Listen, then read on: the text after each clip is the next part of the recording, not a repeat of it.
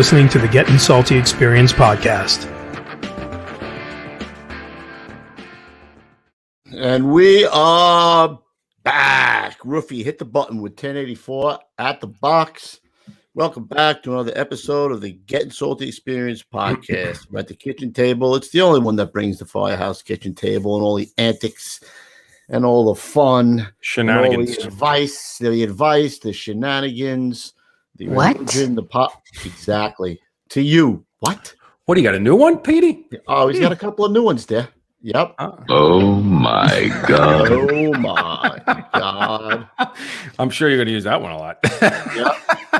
What? Well, Roofie's got on the Barbell Club again. I can't wait to get my shirt someday. I got it here. It's waiting for you. Yep. Well, I got to come up and get it. Yeah. All right. Oh, crap. And there's Petey, one more day by himself until his in-laws come home over there. Excellent. Mm-hmm. Yep. They're coming home tomorrow? Tomorrow night. Oh, Shit. Oh, the honeymoon is over, kid. It's not the most exciting part, though. The most exciting part is every morsel of my life has been moved out of the old place. Yeah. And tomorrow, all I got to do is go, here are the keys. Oh, you give them the keys tomorrow? And then just leave. Yeah, but more importantly, listen, don't leave like the whips and chains and the ball gag around when in-laws. I actually did leave the sex swing. I did. Nice. Well, there's They got a kid. I mean, don't leave it out when your in-laws come home. You've been to my house. You saw the swing. I did. Remember? It's in the yoga room. Oh, it's in the yoga room. Yeah. Hot yoga. The Asian sex basket is in the yoga room. What? I think I'm gonna like that. Yeah. We might not have a couple. We might be short on a few people tonight because the president's talking. So, Yeah. I'm sure they're breaking down the doors. If you want to watch the incoherent speech, tune on over there. Don't get Petey riled up. It's early. No. I'm not saying anything. No, yeah, listen, right. I'm just checking. I'm just checking. That's it. Go watch the potato. It's fine. We're good. Yeah. I don't think Mr. Potato has been banned. So is Pepe Le Pew and Dr. Seuss. So all right, as they should be. Yep. What? Only Oprah is allowed now. All right, it's like the movie Demolition Man. Remember Demolition Man with Stallone? Yep. All restaurants are Taco Bell now. That's what this is. It's only Oprah's allowed. What did I tell you, Kev? Did I tell you? I got him wound up. All right, listen. Let's get on with the show. We got a really salty guy tonight. Very salty. We may have a little trouble with his internet connection, but we'll do the best here. If you're good at reading lips, you get your make sure you get your skills tuned up. I think he's gonna be all right. He's gonna be all right. We got it. No problem. All right, we got Roofie, we got Pete. We're back in the house. We got a guy who got on at 77, the war years, in the war house, bro. 124 when Bushwick was burning. Place was burning, and this man plopped himself in there in 1977. Oh my God. Oh my God. Lieutenant Buckheit, welcome to the show. There he is. Lean in for us, Dan. There he is. Oh, I could see him. Oh, there he is. There he is. Welcome to the show, Lou. We got a salty guy tonight. Well, thank you very much, and thank you for the. All right, so let's dive right in. Your dad was on the job, correct? Hold on, Kev. That is correct. I missed a whole bunch of stuff before we get going. Some important I missed two things. You know what? You know what's so funny, Pete? I was just going to throw away the show breakdown that you gave to me and Lou. You better hold on to that. I was just going to throw that in the trash can. I was just cleaning my office. My God. Let me get back to it. Hold on. But Pete, before we do that, why don't you tell us what the show is brought to you by? Yes, the show. We're brought to you by Gettin Salty Apparel, where you guys will find the coolest firefighter accessories and apparel, apparently, that Mr. Refrano is wearing there, that hat, and of course the t-shirt that Mr. Kevin Koobs is wearing right there. Guys, if you guys want to support us and support the show, head on over to gettinsaltyapparel.com. We've got shot glasses and beer glasses and cooler cans and all kinds of awesome firefighter stuff. I actually like the saw, the cigar cutter saw. That's a good one. So head on over to gettinsaltyapparel.com, guys, and get yourself something or something for the firefighter in your life. Boom. You see, I skipped right over number 4 and number 5 that Pete gave me. The 4 and 5. He only gave this to me on August 28th, so 4 was 4 was the short ads, and 5 was the word of the day. So I skipped right over those of these instructions. So What is Pete, the I'm word of sorry. the day? Well, ladies and gentlemen, today's word of the day is Macgyver. Oh, Macgyver. Da, da, da. All right. Let's get Maybe back Lou to can't hear us. He's got like a serious face on. I'm with you. You with us? All right. I'm with So you. let me get back I to am. my original question. So your dad was on the job, so I'm imagining that's what got you interested in the fire service. Oh, that's correct. Absolutely. It was pretty much foregone conclusion since I was like 4 years old. Oh, that early, huh? Where was your dad? What year did your dad get on? Excuse my. Earbuds. Can you still hear me? We can. Yeah, I can hear Holy you. moly. Holy moly, Yeah. guacamole. This Well, technology is killing me. I have some cauliflower ears as a result of From my his wrestling days. career. Grappling. So, but I like cauliflower, so it's okay. So dad got yes, on. What year did dad get on? 1951, the year I was Oh, born. 51. And where'd he go as a fireman? Where'd he work? He wasn't 283 engine Whoo! Wow. in East New York. Wow. That's him on the right there, Lou? It is, yes. He there is wearing a 36 front piece. I believe that's a captain's clause he's got on. He was also a lieutenant there. He was a lieutenant and captain in that same house on Euclid and Conduit. Wow. He spent some time there. That's Coop's favorite place. I did too. He took me in That's a great to spot. that firehouse, and I got caught climbing the pole there. They went out on a run and kind of wanted to miss the run so I could climb the pole because I was like a tree climber kind of guy. I don't believe that for a second.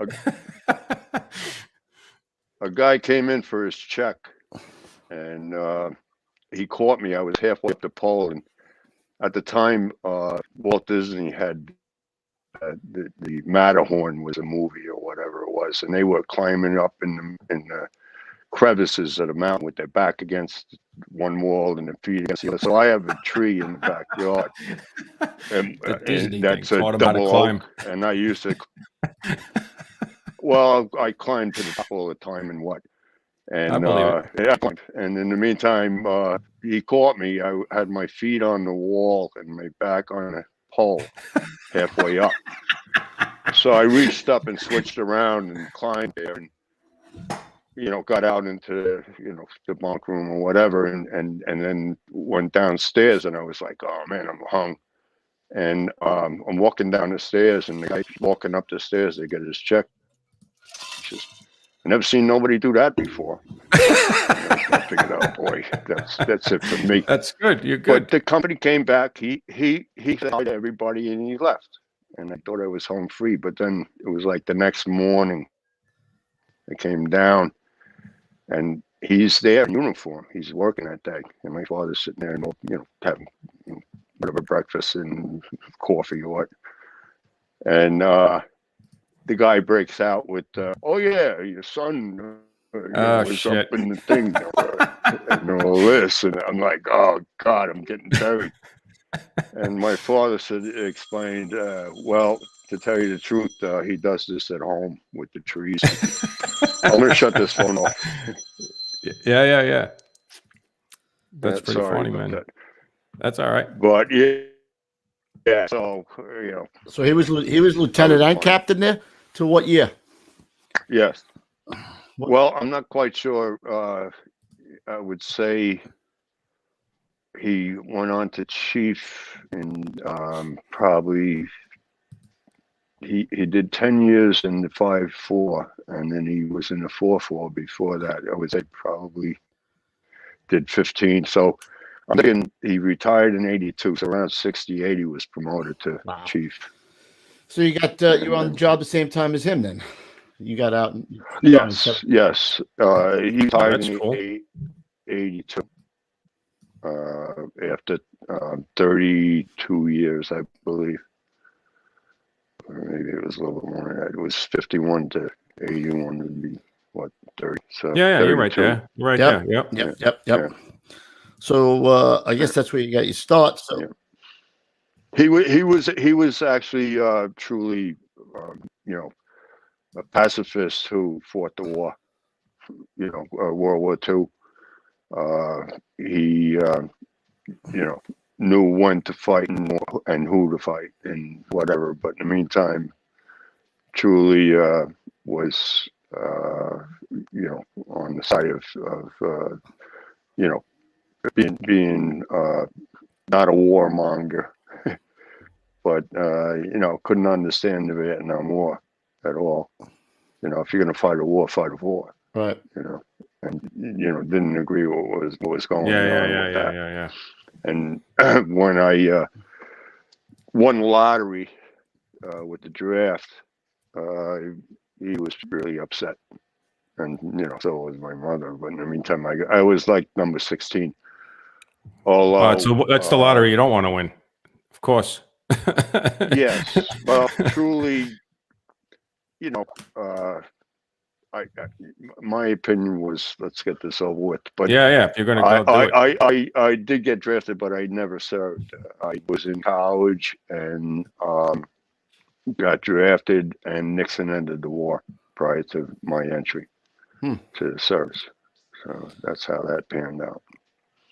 But it was unusual. I was married at the time, and was also in college, and they took me out of college, which is strange.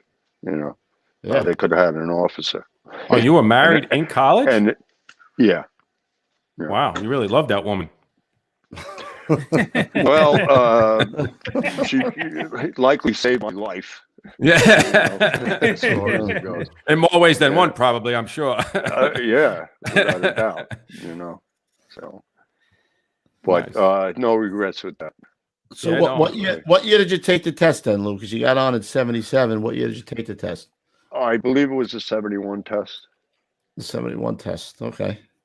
Yeah, and we got myself and all others. I got called down in 73 on a Wednesday. Took all the whatever for the medical checkup prior to getting hired. Filled out all the paperwork, everything, and they said don't do anything between now and Saturday and get sworn in. And Friday, the big splash in the Daily News, hiring freeze.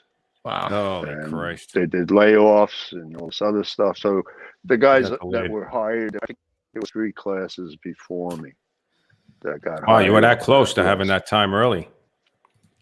Oh, yeah. Yeah, So those guys all got laid off, the 3 classes before you? they did. Yeah, So before you got hired, then in 77, they hired all those guys back? they did. Yeah. No, they hired them way earlier than 77. Oh, they did. They needed them. And look at what this gentleman right here. Right Looks before like you Sealy almost. Yeah, but a look at buck the neck. version. Look at the the size neck. of the neck on him. Look at the neck on this guy. That's because he's a Yeah, grappler. That's why he's always grappling. Yeah. I was in really great shape there. We were doing 3 practices. The first one in the morning was 5 miles of wind sprints. Whew. At 6 o'clock in the morning when it was 20 below zero. Where I went to college. We're right off Lake Ontario, between Rochester and Buffalo. Ah, they don't get any snow there. Nah, Anyway. not too cold up there. Nope. No, well, I think they measure like every snowstorm is like 2 feet. yeah, but I'll tell you, where I live now, I live in Suffolk County, Western Suffolk, east side. So, snowflake ain't got a chance around here. Yeah. No Hey, doubt. you know what? You gotta have a neck like that. Let me see. Put your hand up. You got big hands Yeah, too. he's You got probably some got big big paws. mitts, right? Hold on, let's see. Where are you? Yeah, he's Okay. got some big paws. You know what they say about guys with big hands? You know what I Big mean? gloves. Big gloves. Yeah. All right. They say that too. Well, they probably have. Oh big feet. my Is that what God. What's that, you mean? then? You got big feet if you got big hands, right? Yeah, that's what they You got a lot of stuff working. That's What? right. Well, that's what all the girls are interested in. What? You got big feet. What? That's it. Exactly. They know the rules. All right, feet. so big hands like that, big grappler. You ever roll around with Richie Schmidt at all in there in 154? I knew my limits. No, I he's got wrestled big with hands that. and a big brain. Yeah. Well, I have That Richie guy's Schmidt tough. stories I have to tell you. All right, we'll get You to ready? that. Well, We'll we're get gonna get there. We'll get to there. that. I just had to throw that. He had big hands too, like mitts. Richie Schmidt. Yeah. Oh yeah. Yeah, without a doubt. And a big heart to go with it. Yeah. 100%. All right, so you get into Proby school. You said now it's only how many weeks? 4 weeks? Yeah, well, that, like I say, included the paperwork. We were out of there by mid-September. August. Wow. And you get to 120. And as I say, the first week was paperwork, and then I have a first day story for you. Go ahead. In Proby school. What happened? It was not the first day, but it was first day out in the backyard there, and they put the aerial up to the tall building, and everybody had to climb the aerial. And I started out, I think it was 10 guys in my squad, and it got whittled down a little bit. Actually, that first day, it started getting whittled down. Everybody gets on a ladder about maybe 8-10 runs apart, and there'd be 4 guys on a ladder climbing up. And the guy ahead of me froze on the ladder, about halfway up or so, a little bit more than that maybe. And he was vertigo and whatever and everything else. So there was no, they tell him, go up to whatever and everything, and it didn't happen. And so they took everybody inside except for him, me, and 2 instructors, one at the top of the ladder and one on the bottom. And they told me, get him up here, be up here, be able to, continue on and whatever. And I went up behind him and, kind of hugged him, whatever, and said, listen, you gotta just do this one time in your life. He says, you don't understand, I can't. He's locked onto the handrails and whatever. And I said, all you gotta do is just look at the wall and just go up and whatever. And I'm talking to him now, it's going on a half an hour, he ain't doing it. So I said, all right, well, you're not gonna go up, you gotta go down. It took an hour really to get him down. In a panic. Yeah. He didn't like it at all. No shit, man. Wasn't for him. Left, but that was better to find out there, right, Dan? Like better to find out there than in a fire, right? Shit. Yeah, well, unfortunate part, he could have just done it and got it over with, and maybe never again. Yeah, went to an engine or something. As I say, it was the first rescue. Never heard of it. It starts early. First day. Yeah. I have a follow-up to that. Go ahead. Actually, it was several days later. You're going to do the single slide. Mm-hmm. Yeah. You guys did that, right? Yeah. You go up to all the building. No, this was from the rooftop. It was from the rooftop. And, the single slide. Single slide, yeah. You get off and, dismount the parapet and you got the hands, all that kind of stuff. And lower yourself down. And the guy who just went before you has the rope on the bottom. Right, he's holding you in case you let go, right? Or anything goes wrong, you pull it right, and you can't go nowhere. Right. Correct. So what happens? I come down, and then it's the next guys, and I'm standing there on a net, and the guy comes off the roof on off the parapet, and loses his helmet. We had these plastic helmets. They were like yellow plastic helmets or whatever. And so I pull down on the rope with my right hand and lock him up. And I'm just standing there, watching this thing, and it's like going back and forth on the way down. And everybody's like, get out of the way, and what? And I stand there, and boom, man, I catch it lefty. Like, all you heard was the clap of the helmet hitting my hand. And I'm still looking up at him. I'm not righty, lefty. Lefty, yeah, I am right. And I take it home and just throw it. And I happen to throw it right to the instructor that's standing on the net, and he catches it like perfect pass. Like you planned And it. I wasn't even looking at him. And now they tell, all right, now lower him to the window below. So I give him the slack that he can lower himself to the window because they didn't want him going any further without him. So after that happened, everybody had to like make a rash on their neck with the chin strap. Chin strap, yeah. Make sure everything. They everybody made just choke it up. Oh yeah, no more of this. There ain't gonna lose no more help. Yeah, of course. But that also happened. Hey Lou, how did you decide? I mean, I'm sure you talked to your old man at the time. How did you decide to go to the Tonka Truck? How did that come about, or was that just luck of the draw? I'm sure it wasn't. Luck of the draw. Let me wait a minute. Well, Bushwick is burning. 124 is doing the most work. Maybe. Well, that's why they wanted guys. Yeah. Maybe in the history of the job. And his old man's cheap. For 1 second.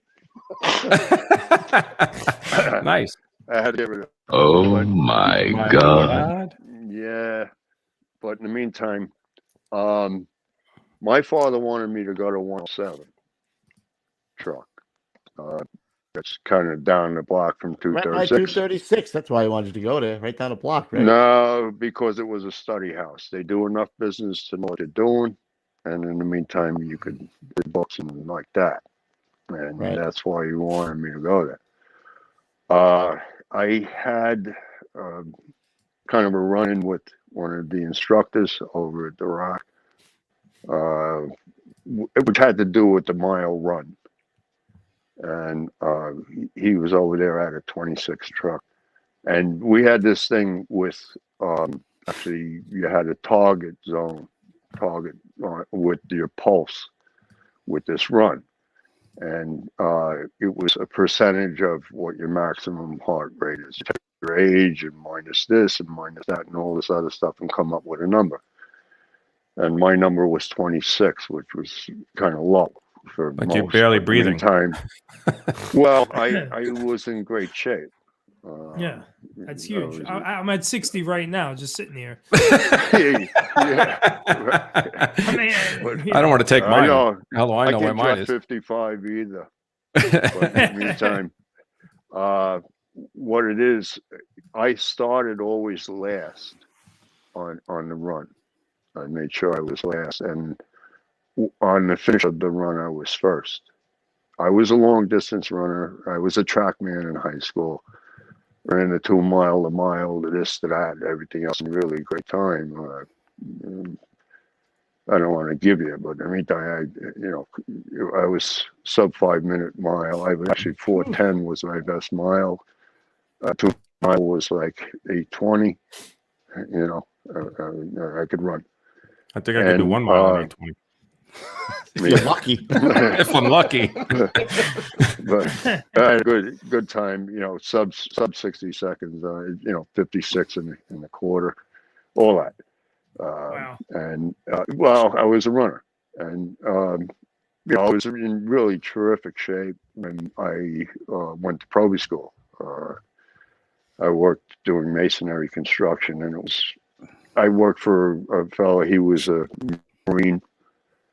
And the schedule was crazy as far as it goes. 5 in the morning to 10 at night, 7 days a week. And we did some amazing work. I was a foreman on that job for like 4 or 5 years.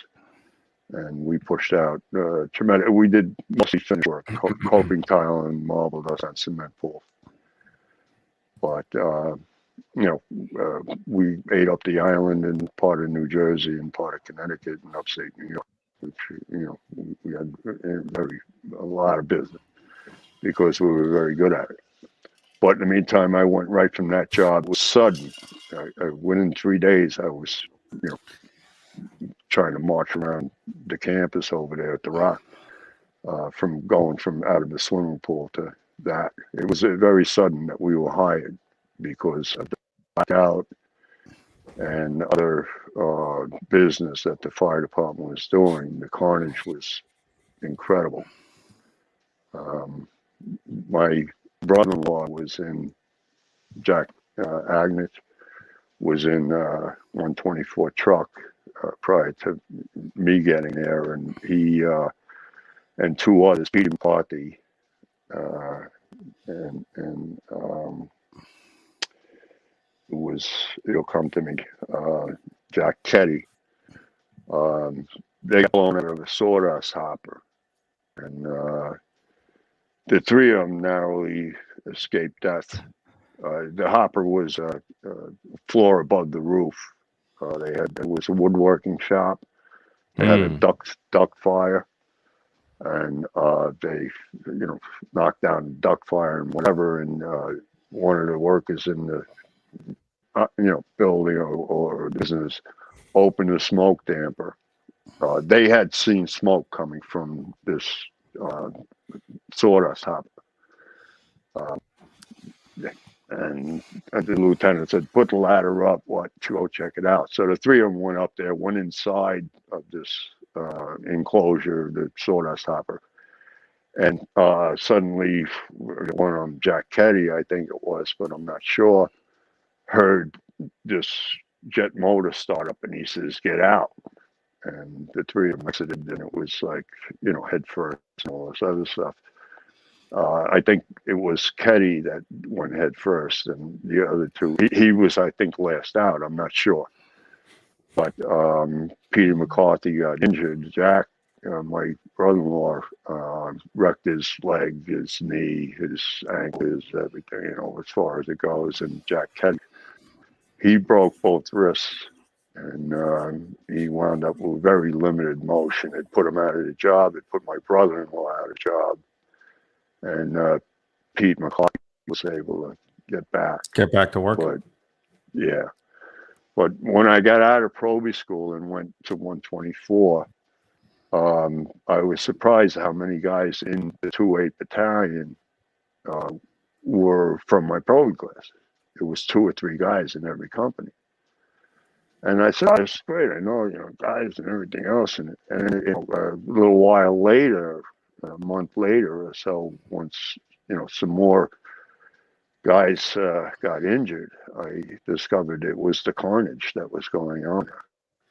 That why there were that many guys from the Proby class went to that, to Bushwick. Right. So how long how long were you there before you caught your first job?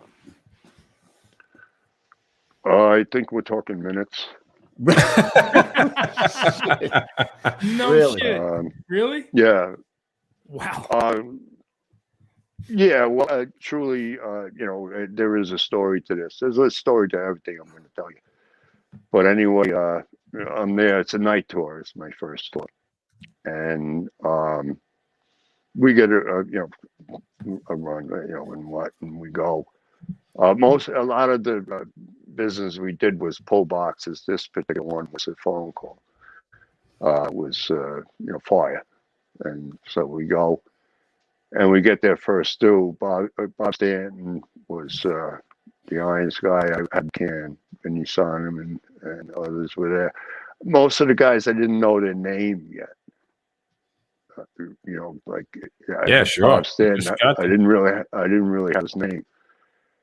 And so, we go in, and he tells me, and now I was told by my father, keep your eyes open, keep your mouth shut, and do whatever the hell you're told. And those were, 3 standard Pretty good words to live by. I did. No, 100%. So I go in with Bob, and it turns out it's a closet is what's on fire. So he says, "All right, give me the can. This is for you, Lou." you had Patty Lee, with the can. Well, I had his father, but him and Patty were tight, and I was tight with Bobby also, and we'll soon find out why. I have another Bobby Stanton story.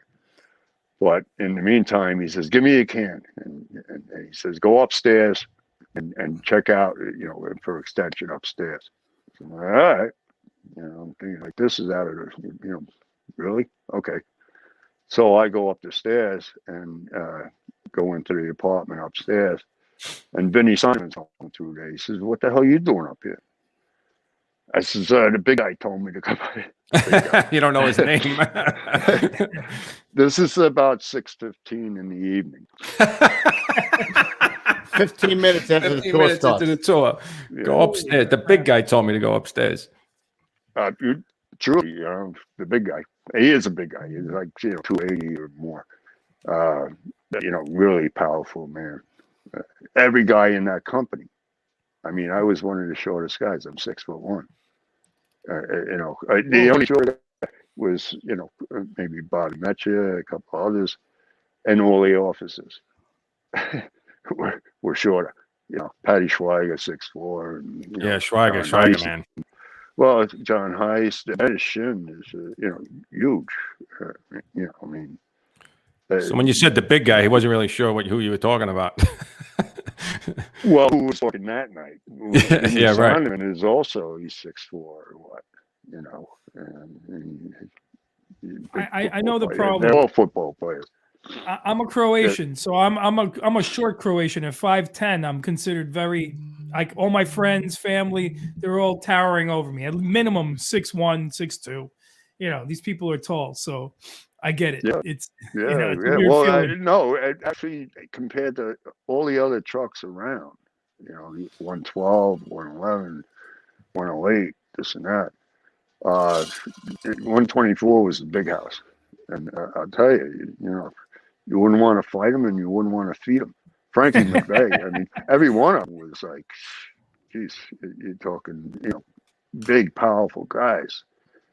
And Frankie's the only man. Actually, I do know another fella, Phil Tefano, but Frankie just- Frankie Hey, broke a Lou. Halligan. Yeah, actually, Tefano just Frankie- texted me. Yeah, okay. Frankie broke a Halligan, and you know, Holy I'm shit. working with him. He takes a Halligan to take the locks off of a taxpayer. He puts the horn of the Halligan into the lock. One arm breaks the lock, and the lock goes flying out and hits me in the chest. You know, and it's an American padlock. With force.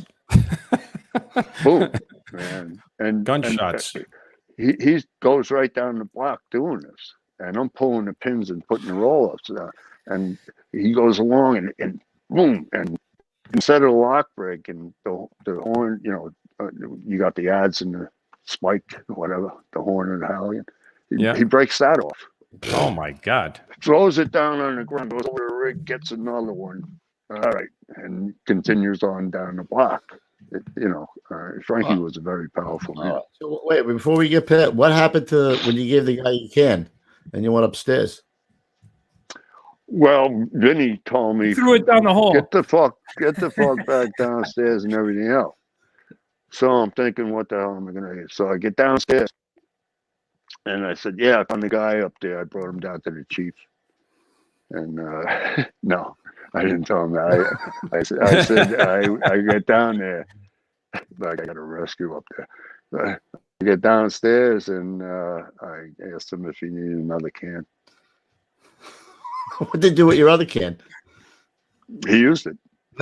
We got a fire. Didn't he tell you not to give you a can though? Did he tell you that later? Don't give you a can up? No. He caught a Russian shit off of Benny. Nah. He's like, nah. Yeah. So you're there 15. But you know, as far as you know, having faith and do what you hold all the time, it's the kind of end. What about it? You know, afterwards. And I'm sure, you know, you questioned like Patty Lee. All right, you know, give me your can. You think that's going to happen again? Yeah, no, never. Nope. That was the best lesson I ever learned. And I never threw people's stuff around, but I told people that as probies, of course, obviously. Yeah, no, without a doubt. But you want to believe that you should listen to whoever's telling you what. Yeah, of And course. it Especially when you're on the job 15 shortens minutes. your attention span. yeah, no doubt. Kind of shortens your attention span, Were you But that was on the start, job but before it wasn't Patty the Lee, or you end. guys the same time? Who had more time when you got We there? were- Was Patty Lee was there already? Well, this is interesting. He had time on me because he signed the book before I did by an hour. So he claimed time in the company. So you guys were in the same Proby class? Which I, yes. Oh, I didn't know that. Yes. Oh shit, I didn't know that either. This question mark how the hell I got to 124 hasn't been answered until up until this time. But I did hear at one point, a year into being in 124, that it was had to do with Patty's father, Lee. Patty Lee's father. I have no actually proof or anything as far as where and how I got there to this day. But So you guys followed glad each I other did. pretty much your whole career. You guys worked together in He was in 124. 117. You were in 154. yeah, So you guys were close together the whole time. Lou B worked in 117. He covered there for a while. Oh yeah. I was. oh yeah, I was there for about 9 months or a year. Patty, we were off different lists as far as getting promoted. I studied for flying marshal my first test and did well on that. They called me 3 times. I didn't really want to go there, which Bobby Fackner and Benny Simon both were on the same list and got hired and went over to the Marshals. And there's an interesting Bobby Fackner story, and there's also an interesting Benny Simon story with the Marshals. With I'll go on with that story. Well, I wanted to ask you first. I want to see go who was the captain when you were in when you first got there in 124. Who were the bosses there? Well, it was actually George Warthall was King George, and then we had Lord Jim was Jimmy Ellison, and Jimmy Ellison Sr. Yeah. Mm-hmm. yeah, and my lieutenant actually was Marty Flanagan. He was a great guy, Marty Flanagan. Was Gansey there when you were there? Marty got promoted to captain, and Pete his spot. That was about maybe 2 years or so. We have that picture, Petey. Year and a half or so after I got there was Marty went on maybe a year. He was a great guy, Marty Flanagan. He went to was that on Medway eventually the or- 5-7 battalion. I'm not sure where he was a captain, but he worked in the 5-7. And It's a group picture, Petey. 124.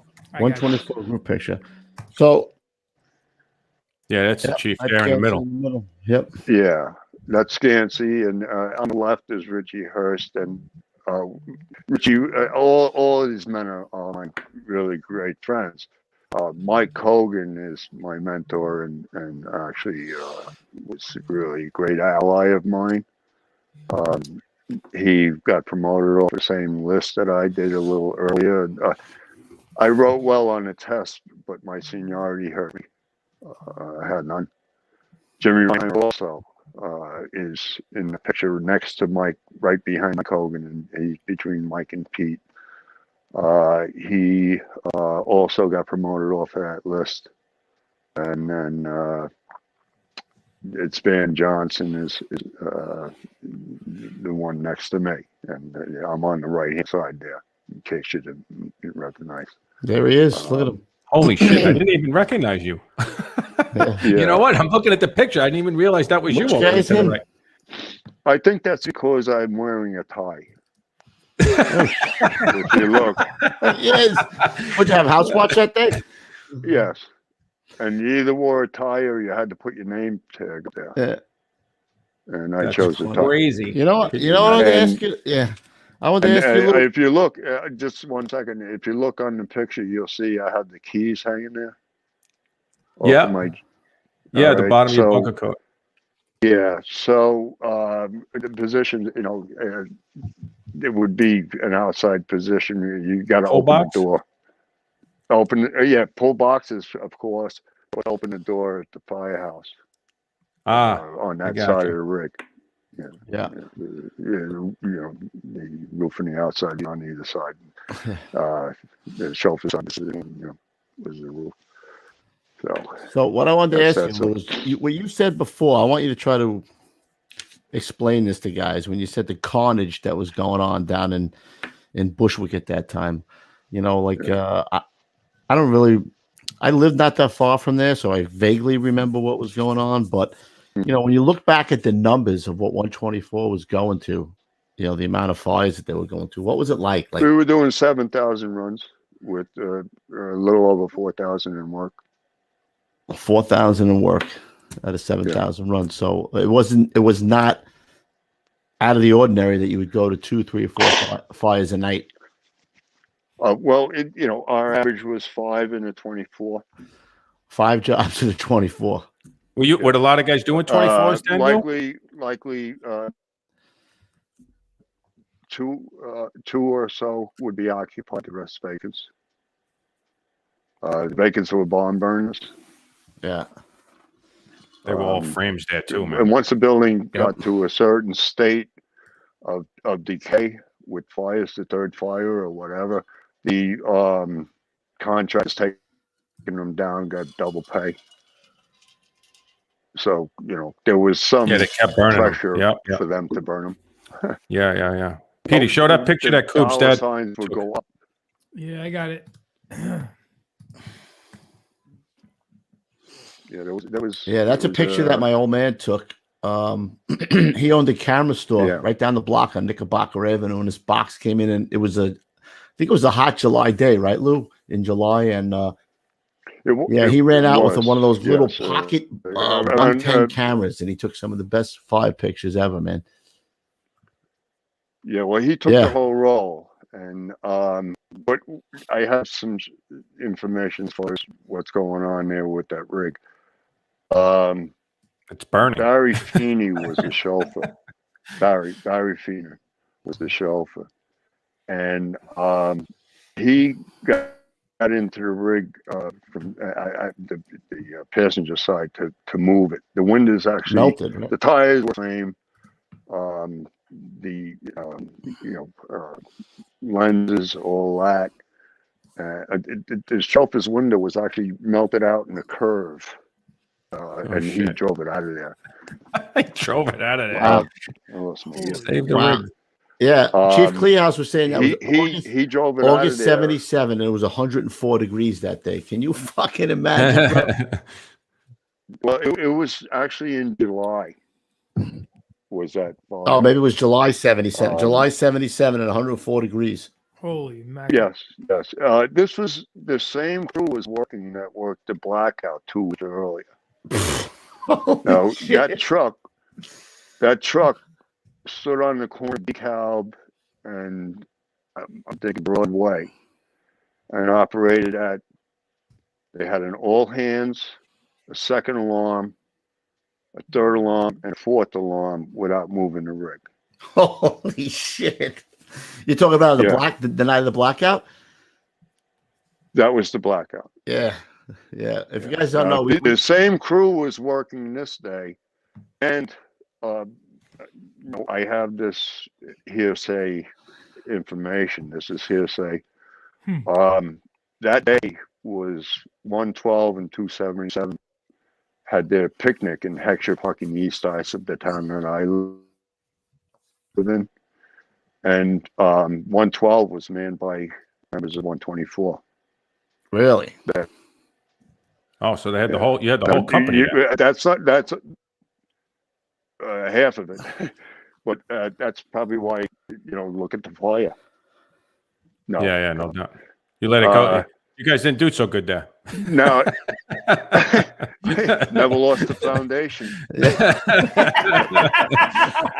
I mean, I've seen some fires. I've seen some fires from Bushwick in the 70s, right, where it's a factory, and literally you could count like 50 windows, and every window has fire coming out of it. It's like it's almost impossible to even happen. You know, you would say to yourself, but I've seen a lot of those pictures over the years.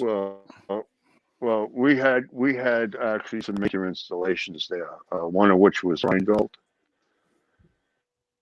I can't tell you how many fires I did there, and some of them were really, really. I mean, not some of them. They all were really wicked. The ones that had the refrigeration. Yeah, that can't be good. I'm out. Buildings. Well, what's bad about it that you don't realize is that they had like, I don't know, between 12 and 18 inches of cork lining on the inside of those walls for the refrigeration to keep it refrigerated. Once that fire got seeded into that cork, it was a 3-day fire. Yeah, man. And you're talking, some of the buildings were heavy timber, but some were actually fireproof.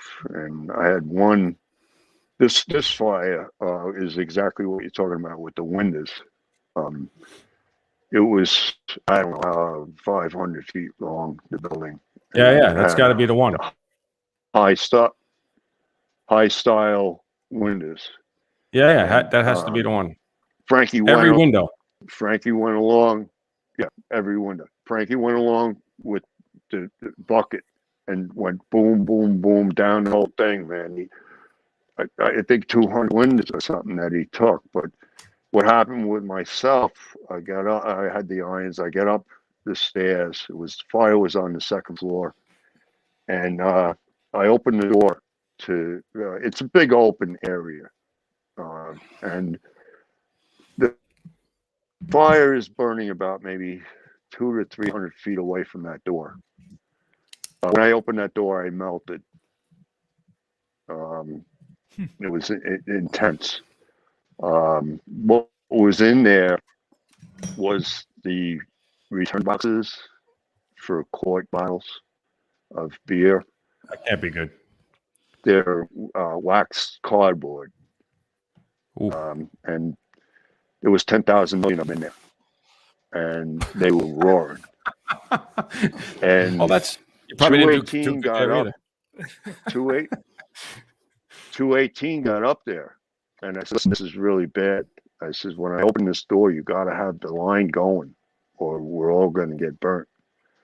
And they were okay. So I got on the side, the back of the door side to pull the knob open. So I was behind the door.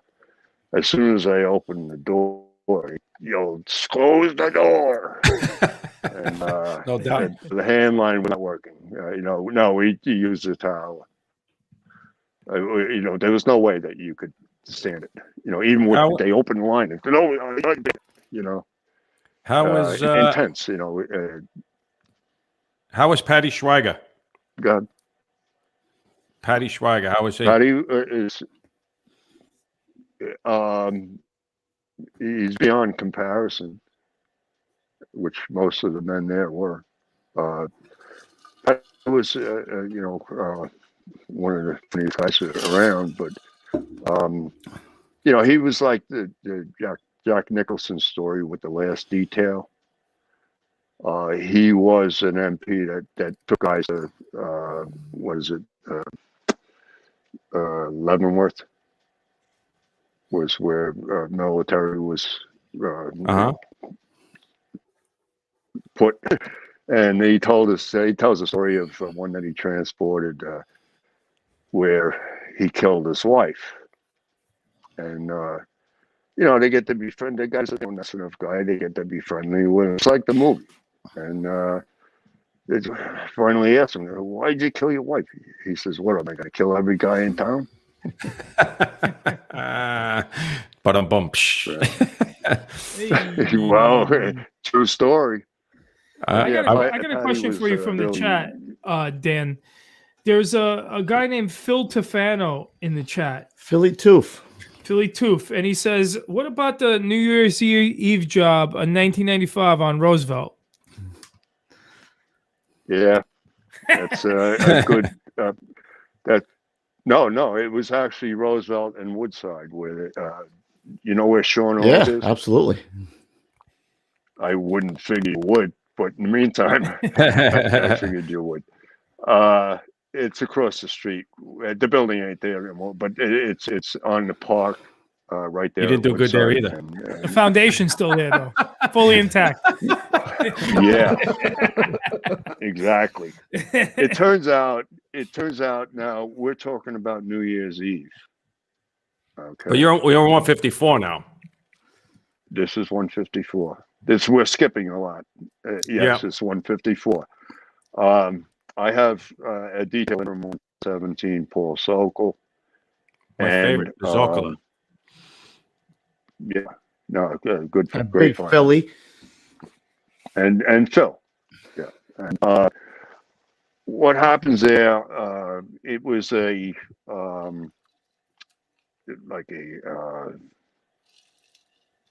would say diner.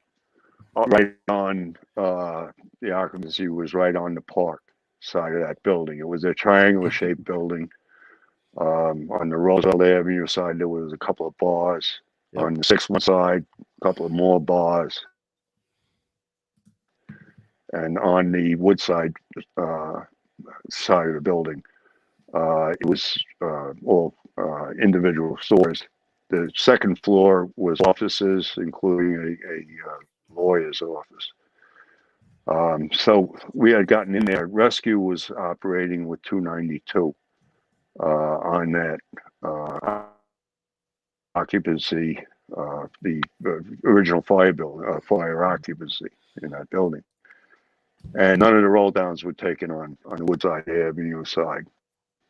So I told my guys, this is it. You know, take all the locks and open everything up. And I walked around the corner onto Roosevelt Avenue, so I made a purvey over there.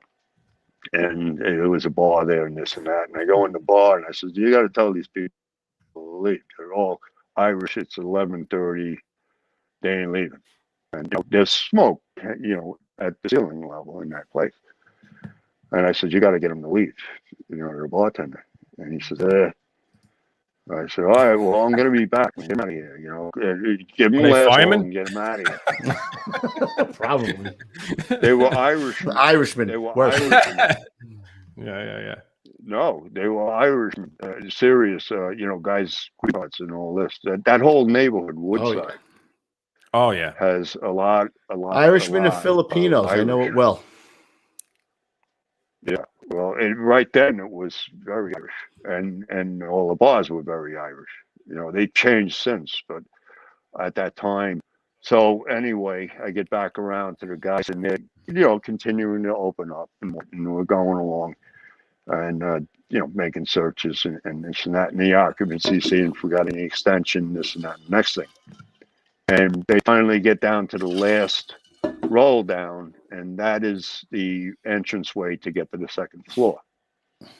So I said, all right, well, let's get the door. It's one of those aluminum style Adams Wright lock on the door and whatever. And so we sneaked the lock past the keeper and get it open and get up the stairs. And as I'm climbing the stairs, it's getting hotter.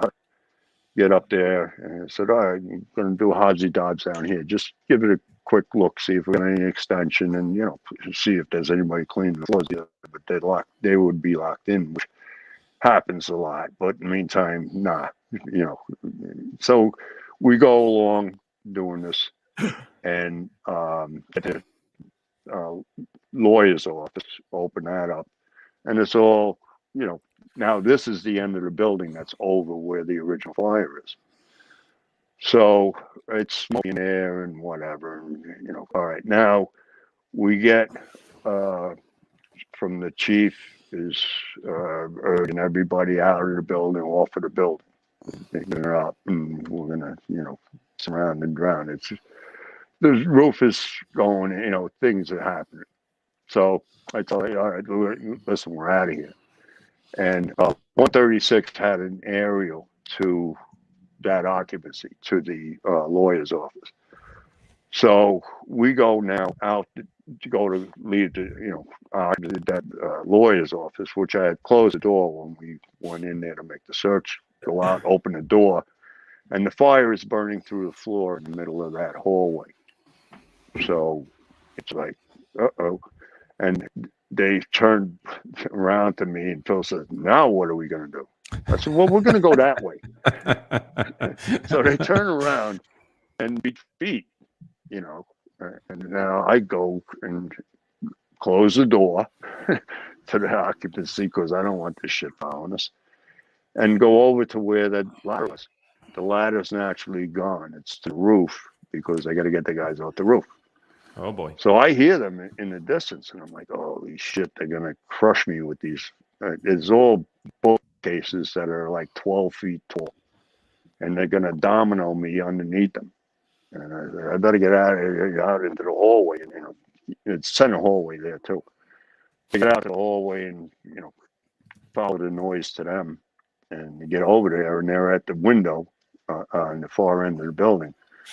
And they're, now what are we going to do? I said, hold on. Stick my head out the window. And Now what are we going to do? Jimmy Diner. Oh, I remember Now Jimmy what? Diner. Yeah. Yeah, he was the aide in the 490. Yeah. And yeah. In the I yell out 4-9. to him, hey, Jimmy. And he looks around. I said, no, up here. And he looks up and he goes, holy shit.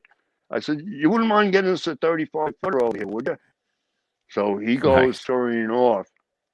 And a moment later, less than a moment, a split moment later, he comes back with 5 guys. They're toting a 35-foot ladder. They throw it up. And Nice. I think Paul Sokol was the first one out the window head first. And Phil followed him head first. And I turn around and get on the ladder, go down the ladder, and they're both down on, you know, on the ground, you know, on the pavement there at the park. And they both got their hands on their knees. I said, all right, we're going to go around and we're going to start pulling ceilings over there. And Phil was like, I don't think so. I said, you know, I got to get a grip here and everything. I said, well, listen, if you need medical help, the ambulance is right there. If you don't need medical help, we're going to go around the corner and pull some ceilings. We're going to pull ceilings. So he's like, I bet you got up. And I look at him. I says, where's your helmet? He says, oh, it's up there. Oh, I'm man. like, Missed it by that much, Philly. There.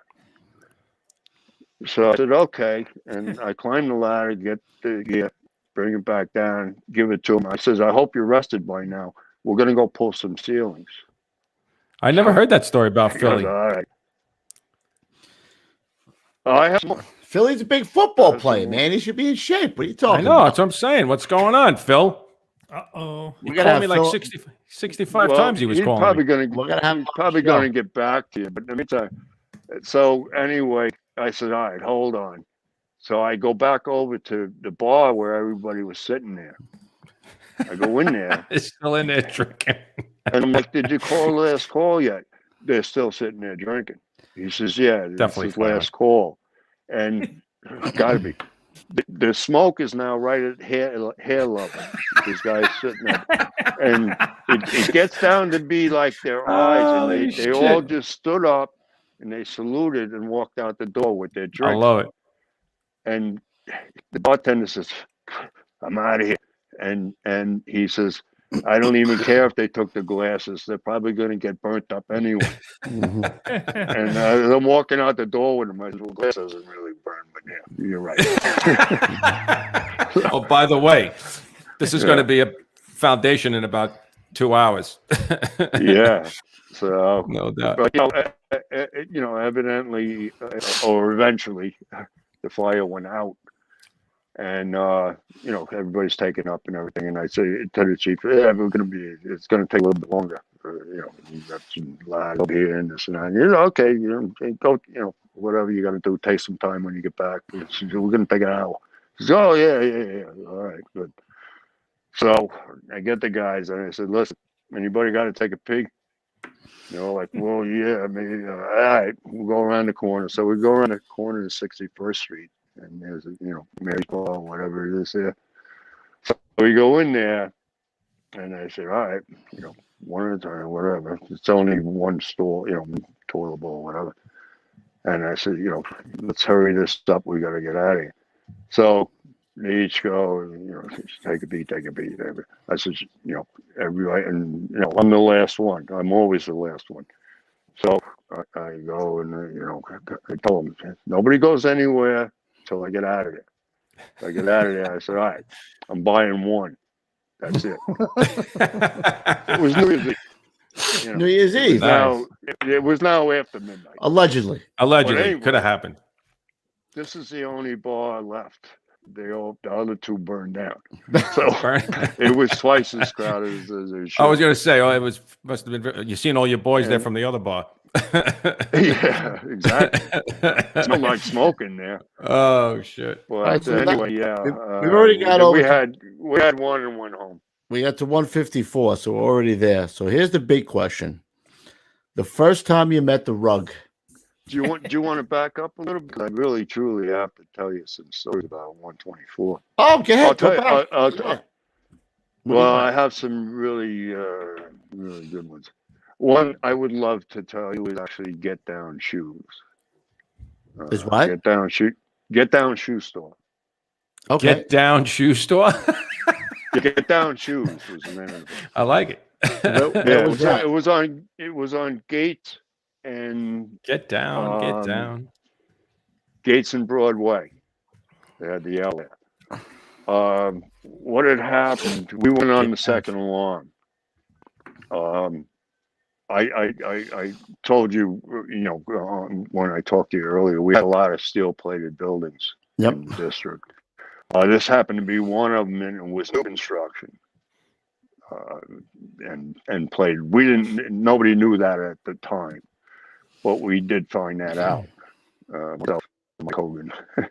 But anyway, long story short, 222 had the line. They took the chairs. They have these chairs in the shoe store that are all married together, like 10 of them. Yeah. Yep. So they were out at out in the sidewalk, and there were all people sitting in them and trying on sneakers. They would run into the heavy duty smoke, and run out with boxes and whatever, and they'd open them up. No, come on. I don't believe it. Yeah, well, it's hard to believe, but in the meantime, in that neighborhood, there were three things that were very popular. Was actually was pharmacies, liquor stores, and shoe stores. They had, I don't know what they are. They're not Converse, but they're $200 for a pair of sneakers. And people were getting killed for this. What they got on their feet, if they were right size or whatever. And anyway, this is going on the sidewalk, but 222 gets blown out of the place. All scalded, burned, what? And 111's having trouble there, and etc.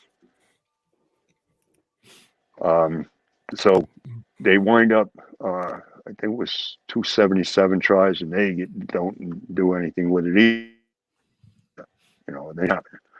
So they used a towel ladder into the building in occupancy, and quieted it down somewhat. But then they find out. They go in there and they find out what the problem is that there's roll down gates protecting the stock room. So they have to get the roll down gates, interior roll down gates. So they go ahead and go to work on that. Meantime, we are there. Myself and Mike are given to do a breach in the sidewall on the 2 side.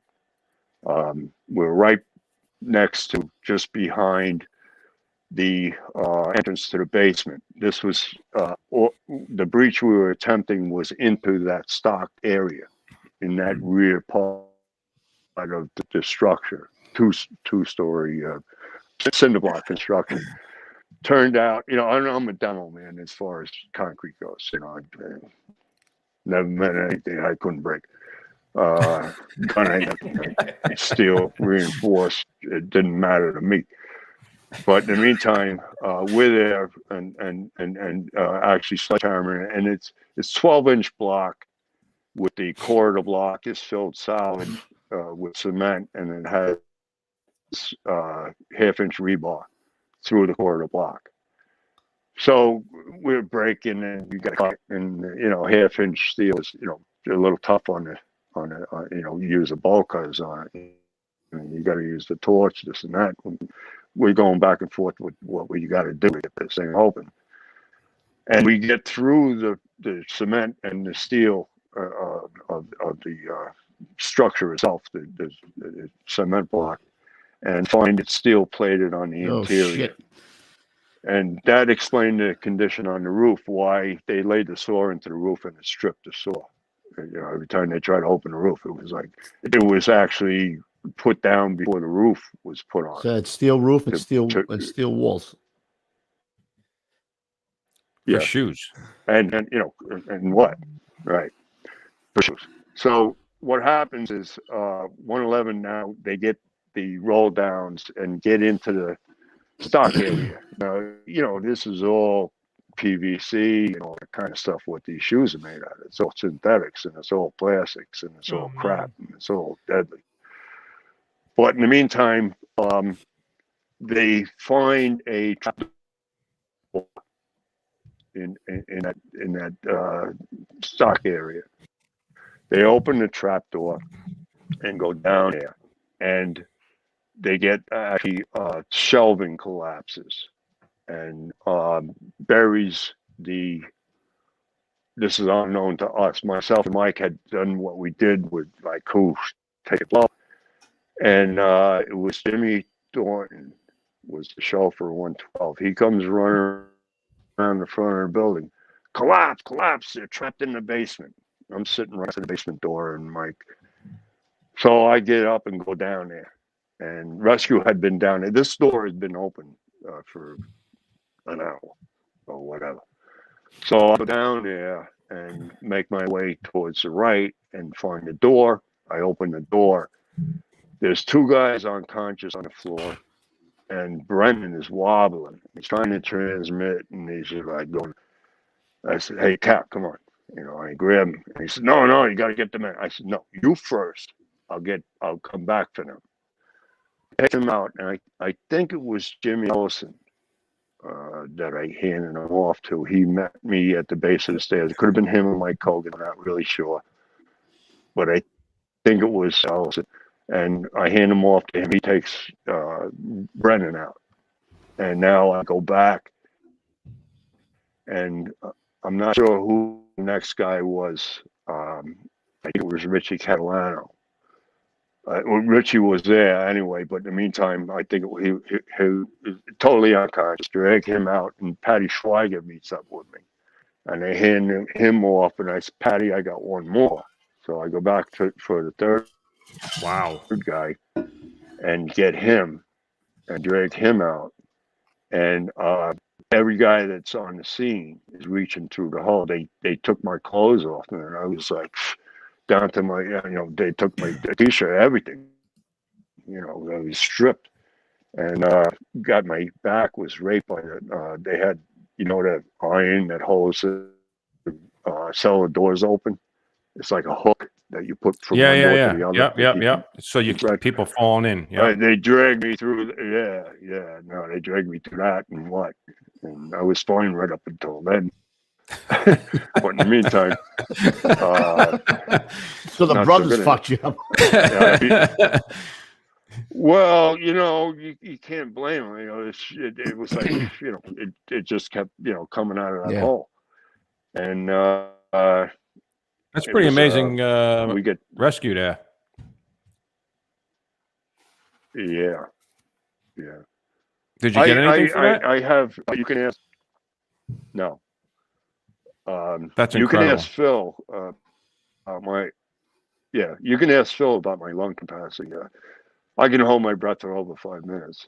A long time. I don't think so anymore after 9/11. But in the meantime, I can swim I was going to say you must have been pool. like Those guys like spearfish. They dive down and hold their breath for Well, 5 minutes. Well, I had challenged Phil one time up at Villa Vasilla to swim the pool underwater and see, and he's gonna beat me. He knows he's gonna beat me. But in the meantime, it's a 60-foot pool there, and he has no idea. But we ready, set, go. I could do a 25-meter pool back and forth and a little bit more. 25-meter pool is 83 feet long. Yeah, that's a freaking long ways, man. I don't think I can hold my breath for like 10 seconds. Well, that's when I was a lifeguard. There's some shape. Yeah, well, it's hard to hold you and look at the same time. I know that. So, yeah, I'm saying all that exertion too to drag those guys out of there. Oh yeah, but in the meantime, truly, that basement was red the whole time. I didn't spend more than enough time to pick somebody up and drag them out there, and I'm sure it was oxygen deprived and carbox, whatever. Those guys were purple. No shit, man. When I sort of, oh yeah. But in the meantime, we get to, I think it was Brookdale. That's a great job, man. They took us. I'm not really sure. But in the meantime, Taffy was the borough commander, Brooklyn Borough Commander. And he's like a 5 foot whatever, and he's giving Brennan, who's like 6'4" or whatever, the finger, he's wagging his finger, and I'm waiting to hear it next, and he comes in and he says, "Did you wear a mask?" I said, "No, Chief, I didn't." He said, "What the fuck? Instead of 3, I would have had 4. I said, "Listen, that door, it was open, it was vented all that time. Plus, I can hold my breath. And besides, I got away with it." Well, I shouldn't have said that because then, he got away with it. You got away with it. Shit, But yeah, that happened. Wow. How did you not get a medal for that? Well, they didn't put in for it, or like. Actually, Ellison pursued it. He actually wrote up my CD-72, injured while carrying out 2 unconscious firefighters and missing another. Yeah, and I can't even imagine what you would get today. I have that CD-72, but that's all I got. I didn't see any write-up. But in the meantime, it wasn't the only time that I didn't get what I could have. Yeah, that's incredible. That's incredible. Hey, That's cheap. Dan, Yeah. Hey, Dan, who is that in the back left? Is that Hank? That is Hank Freed. That's Hank, right? Hank Freed. That's Chief DiBernardo there, right? That's Joe DiBernardo. That's Right. Johnny Hess Whoop. behind him. Sorry about that. There you go. Now that's John Moore. He got a medal. That's 93 Medal Day. I have a story about him. I was his chauffeur in 124. Bobby Stanton was in the Buckheit, and they're under it was a gasoline job. A lot of these fires were gasoline jobs. Nobody was hiding the fact. They just wanted to go, an occupied building. And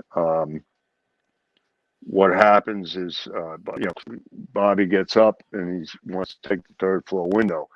They're right below him at the door, waiting for water, and the fire is right on the other side of the door. And Bobby's yelling down to him, and they're looking around and whatever. And I'm yelling to him, and you can't hear shit. They got the masks on, they're ready to go. And what happens is Bobby says, "Oh, screw it," and he takes the window. Piece of glass comes down and goes right into his shoulder. It's a piece, triangular piece. Yeah. Goes through his turnout coat and what? So I call Bobby. I says, "Listen, hang on. I'm gonna, He says, "All right. Well, I'm going in." But in the meantime, he knew he was on his own. So I get over to John, and somebody else was there. I think it was the chief's aide was there, and two of us escorted him over to the, chief says, take him in my car, to Wyckoff. He don't fit in the car with the glass. Wow. And he's an ex-Marine, whatever. And he says, fuck this. And he grabs the glass and pulls it out. As soon as he pulled it out, his blood pressure went to shit, and he dropped. Holy shit. And now EMS just pulls up, like, thank God. And they jump all over him and, do the transport and everything else. But after that, I invented a warning device. Was a bag of peas, dried peas, and I got the split one so that nobody would slip on them. And they put that and mounted that in the bucket. Macgyver. And well, we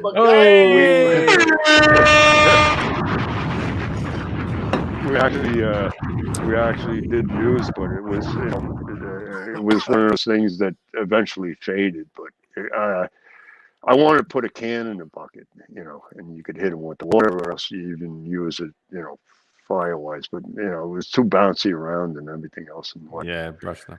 Hey, Lou. Patty Lee.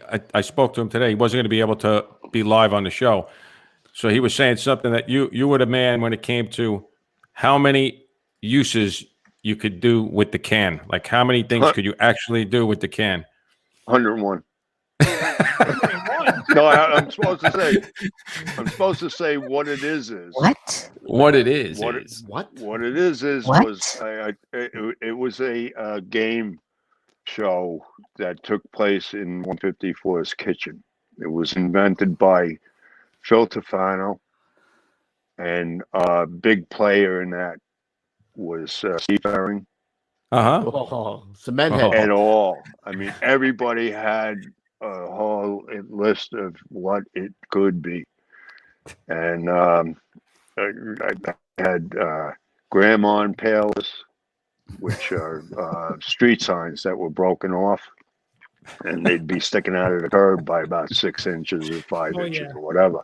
Yeah. And I would set them up for when we got a new guy or whatever. And I had my favorite spots where they were. And we would all go there and, okay, pull the rig over on the way back from a run or whatever, and get the new boy. Torture. All right, listen, this is what you got to do. You got to smack that down into a pavement. And we're going to figure out. And I would ask each guy standing in a circle, how many shots you think he's going to do? And each guy would take, I guess, 6, 8, 10, 12. And then I'd ask the guy, how many you think it's going to take? Well, I don't know, whatever. And some were better than others, just like beer. Some is better than others, but none of them are bad. But some guys are bad. No doubt. It was a test, and they go ahead and try to whack it down. And some guys, they take 12 shots, 6 of them miss. So I said, well, who's holding the Halligan for this one? I ain't fucking standing by that guy. There's actually a question for Lou in the chat. Jack is wondering how far a can can travel down a hallway. Oh, it can go down pretty far. Oh my God. Yeah, no doubt. When I nod my head, you hit it. Yeah. But that was grandma impalers, and then there was depth charges, which where we would, we had dead man's curve on the BQE, which was going actually westbound, which is south for us. There is right by Roosevelt. It takes a sweep where it's limited sight distance, and that's a lot of times where the accidents would be. And we had it where 292 was on the scene, so we knew where they were and what. And this was common for us. So depth charges were road flares, where guys sitting there would light one. The other guy would take the cap off and not look at it. And the other guy would light it, and he would throw it out with the wires spread as we slowly went down the road, because I didn't want anybody behind the rig. Getting out. Yeah. You don't want everybody getting out. Yeah, it was deadly, and etc. There was so many other things, but Ferring was shot, wasn't he? He was crazy. That it guy. was Oh man, that was some that Ferring. that was some Ferring menhead. had yeah, for sure. Which is better than being Teflon head, not in sticks. You had some crew there. You had meantime, Scotty Maxwell. You had right. You had Johnny C. Johnny Calderone. He just texted me. He's watching. Yeah, The rug. yeah. Well, I got Johnny C stories too, man. Weightlifter and everything. You had what's his name I too? helped him out with his pool. You had Moose, And, Rocco, we everybody. vacuumed him out his pool, and I said, maybe you could just help me with, I got a pool over here, I got a vacuum, and if you can give me a hand with it, just empty the skimmers. He says, just the skimmers? I said, yeah. So he says, all right, and so he takes it right over, and it was Monte Excelsior, you know that. No. It's a multiple dwelling next door to the North Shore Towers on the Grand Central Parkway on the south side. All right. He was a Bayside guy, right? It's a very high-end residence, multiple dwelling. It's all it's all Rolls Royces and stuff like that. Oh, And- Toity. Oh yeah, and you'll see like parked along the Grand Central Parkway service road. It's all cars because their parking lot wasn't very big for the pool. But the pool is 80 by 80. It's actually 6-sided pool, so it's way bigger than 80 by 80. It's the biggest pool you ever saw. A couple of million gallons of water in there, and I get there with Johnny C, and he's like, "What?" I said, "Yeah, just empty the skimmers. It takes a half an hour to empty the skimmers." It takes like about 8 hours to service the pool. You have to climb down in the filter and wash it out with a garden hose. It's a earth filter, it's in a pit and what. You were always the pool guy, man. Always. Well, Lou Buckheit, the pool guy. Yeah, it was. I started in like 69, 70. Holy shit. I am still doing it. Yeah, I figured that. Yeah, well, I'm in the pool regularly, but there's no. I didn't think you were laying around on the couch watching The Price is Right at 2:00 in the afternoon. That's for sure. Yeah, that's it. That's not for sure. happening. That is for sure. Oh Yeah, shit. yeah. Where are we, Coobs? Where are we?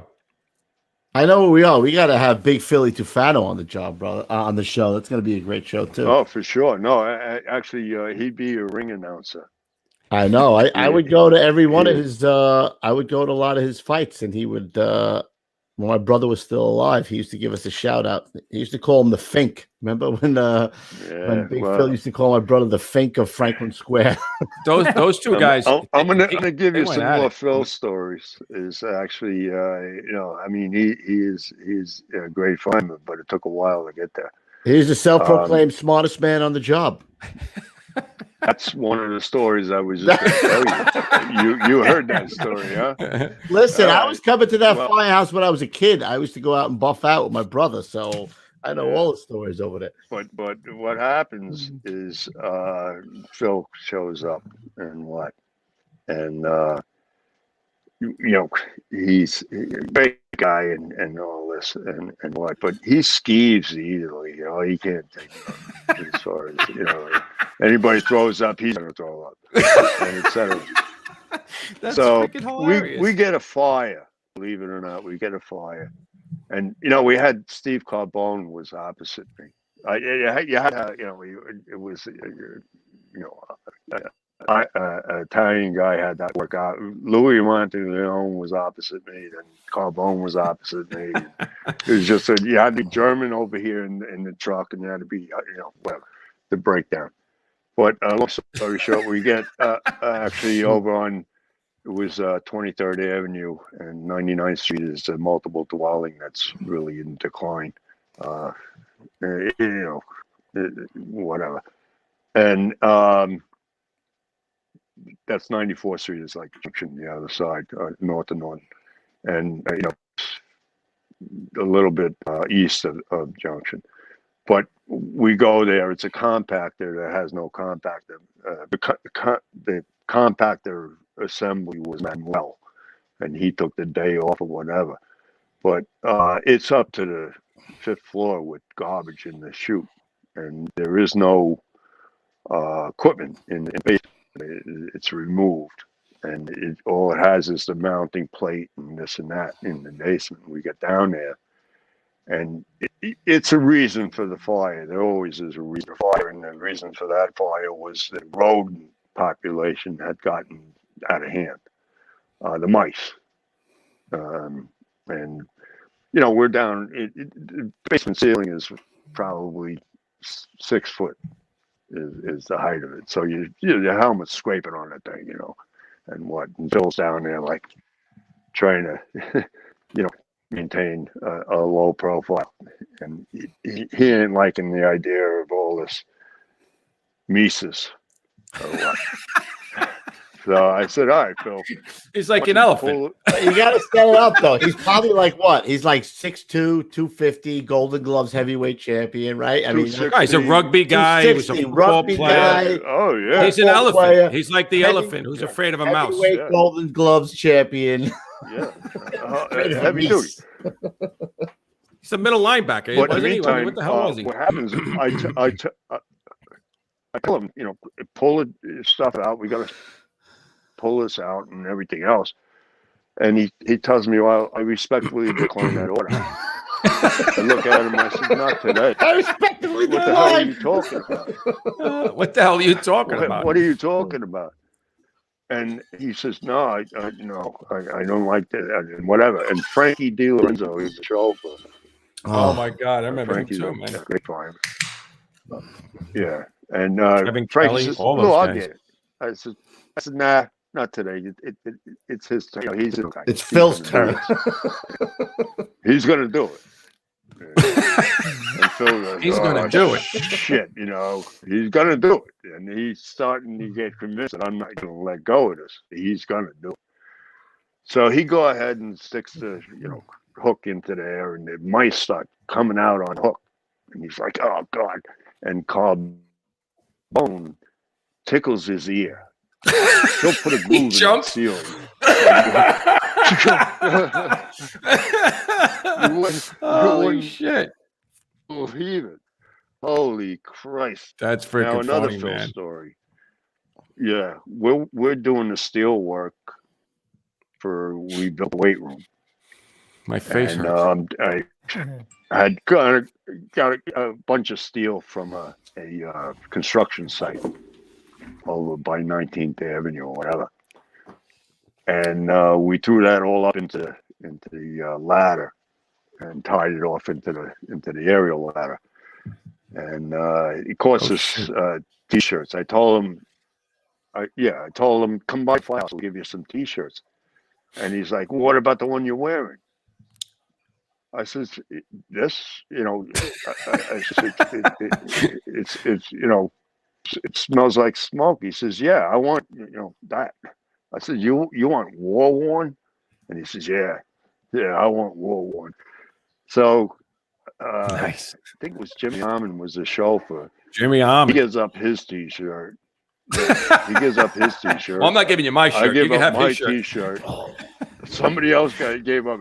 So we No get back to my shit. house and step off the rig. There's 3 naked guys. So the guy driving, not naked, from the waist up. Yeah, I got it. That's funny shit, man. And we got That guy was some buff, man. Holy mackerel. He really wanted it. Well, he wasn't the That's only one. freaking classic. Oh, the And other they guys weren't wanted doing it coming off your shirt. That's crazy. There was the 3 guys. Each one took, one. Anyway, but I got enough classic. steel. It was really worthy. A 1/2-inch steel, and I made a actual reinforcement for the outside wall of the structure that we were building. We were tying it onto the firehouse on the one side as a bearing wall. And this is Kind of like courtyard. Macgyver. I don't know if you.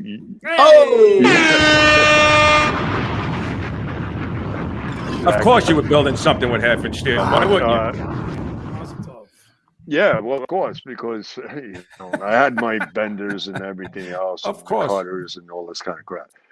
So we're out there at 2:00 in the morning, bending the steel, painting it, and what, and it's course you about are. maybe 60 feet long of a cage that we make. It's about 4 feet high, of double steel. It's these O's are tied together. You bend the steel. You put 4 bends into it and tie it, and put the running rods inside of it, every foot on center, and this whole cage. So it took 154 and 307 to pick this thing up and put it into the trench that we're going to pour. And the truck is coming in the morning. So me and Phil are out there. I'm having him cut the steel, and he wants to bend it. I'm like, Phil, it's not as easy as you think. So he said, nah. So I said, finally, all right, go ahead, bend one. He bends it up. It's like a freaking pretzel where we couldn't use it. Throw that away. Okay, nice try. And what? And he's talking about, yeah, this is great. And have the weight room. You'll be in there lifting weights and everything else. That's enough. I'd rather work out with a dumbbell and a grip by the neck. I'd work with a dumbbell. Shit. But I did actually beat him arm wrestling. Believe it or not. Yeah, huh? Who? Phil? He's a Big Phil? yeah, Phil. Yeah. Oh, Yeah. wow. Yeah. I think I would have Right put at my the money on kitchen you table. anyway. I would have put my money I have on you anyway. witnesses. Yeah, I would I have have did it. witnesses. I wouldn't have taken Phil. Sorry, Phil. I know you're watching. Well, Phil would not cheat. I cheated. Well, you're an honest guy. You're an honest cheat anyway. Did you tickle his ear? Yeah, but he never saw it coming. But in the meantime, we set up. I grabbed his. We go there and get ready. Are you ready? You're and I spit right on his nose and run back his nose. Oh shit! Especially him, because he can't ski skis easy. He's a skeever. I don't think I would have survived the firehouse. I really don't. Hey, That place was crazy, man. It was crazy. Well, this was everybody that was in the kitchen fell on the floor. Yeah. I mean, they're lucky they survived. The laughter, you could hardly catch your breath. Yeah, it's a funny place, man. It's a very funny place. And you know what, though, Lou? They did a lot of work, man. Back when we first, right, 98, we became a squad roof. We were going there all the time, man, by 154. Kev, when I was in 117, I got there in 93. By 95, 96, I was basically looking to go to 154 because they were doing that much, because they were centrally located. And then the squad thing came up, so I never did. I transmitted 5-second alarms in 3 months in the summer of 93. Wow. 94. Yeah, they were doing some work. 94, 95, they were doing so much work there with 138. Yep. And then they started the fast truck, and then we would go as the fast truck, and we would get screwed out of like being the extra truck. Yeah. And you know what, over there, it's so heavily occupied. I have over there too, man. I have 200% all the schools. The classrooms on the stairs. I have 2 fast truck stories, if you want. Well, let me ask you one quick question. Somebody in the chat wanted to ask you about George Carl. George Carl was a dynamite golfer. Excellent. George was a plumber on the side, and he was a volley also, and he had extensive experience, and was a great chauffeur and a great fireman.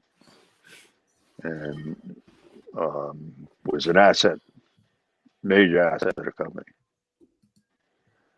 Yeah, there was a lot of senior guys there. When I remember being a kid, getting detailed there. I mean, I worked a few tours with you, Lou. I don't, you probably don't remember, but I remember, doing those little drills like you said. Well, I remember putting the steel plate back on Northern Boulevard with you. Yeah, we did that. A couple guys weren't happy, but. on the way back from a run. Well, we had nothing better to do at 1 o'clock in the morning, but I took those drills as an opportunity. It didn't matter what time it was, and many others, that were there with me. Okay. Period. And most, after a while, said it anyway because they knew it was going to happen. Anyway, Yeah, right. whether Exactly. they wanted to or not. Well, you were there a long time. I had it. Yeah, 18 years. I had it with actually the Squad Father. Do you know the Squad Father? Oh, Jerry That's Tracy. Jerry Tracy. Yeah, Squad Father. Yeah. Well, he became actually a 4-9 chief. All right, he was the 4-9 chief there, right? You know, The Squad You Father. know, a couple of different operations. He's telling Squad, come over here and do it. And I said to him, Chief, you know, I got to keep my guys interested.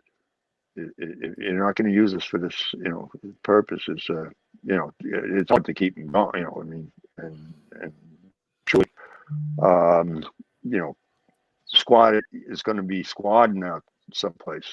They'll be over there squadding, and you know, we're yours. And you know, if we don't, you know, keep our hand in it, you know, you go stale quickly, and it becomes difficult to actually motivate these guys. And most of them like what we were doing, which was, you know, really the other side of the coin. A lot of it, you know, where you know, it was where you were doing things that truly most don't have the expertise or the equipment for. And I had friends in the right places. We wound up with airbags, a complete set, including the leak seal bags and all that, as a result of. It was Jimmy Curran called me and told me, "Listen, I got an airbag set over there," and you know, they had actually 13 of them. And I called him up. Listen, I heard you had the airbags over there. You know, we do a lot of work on the BQE, LIE, this, Yeah. you know. Fuck yeah.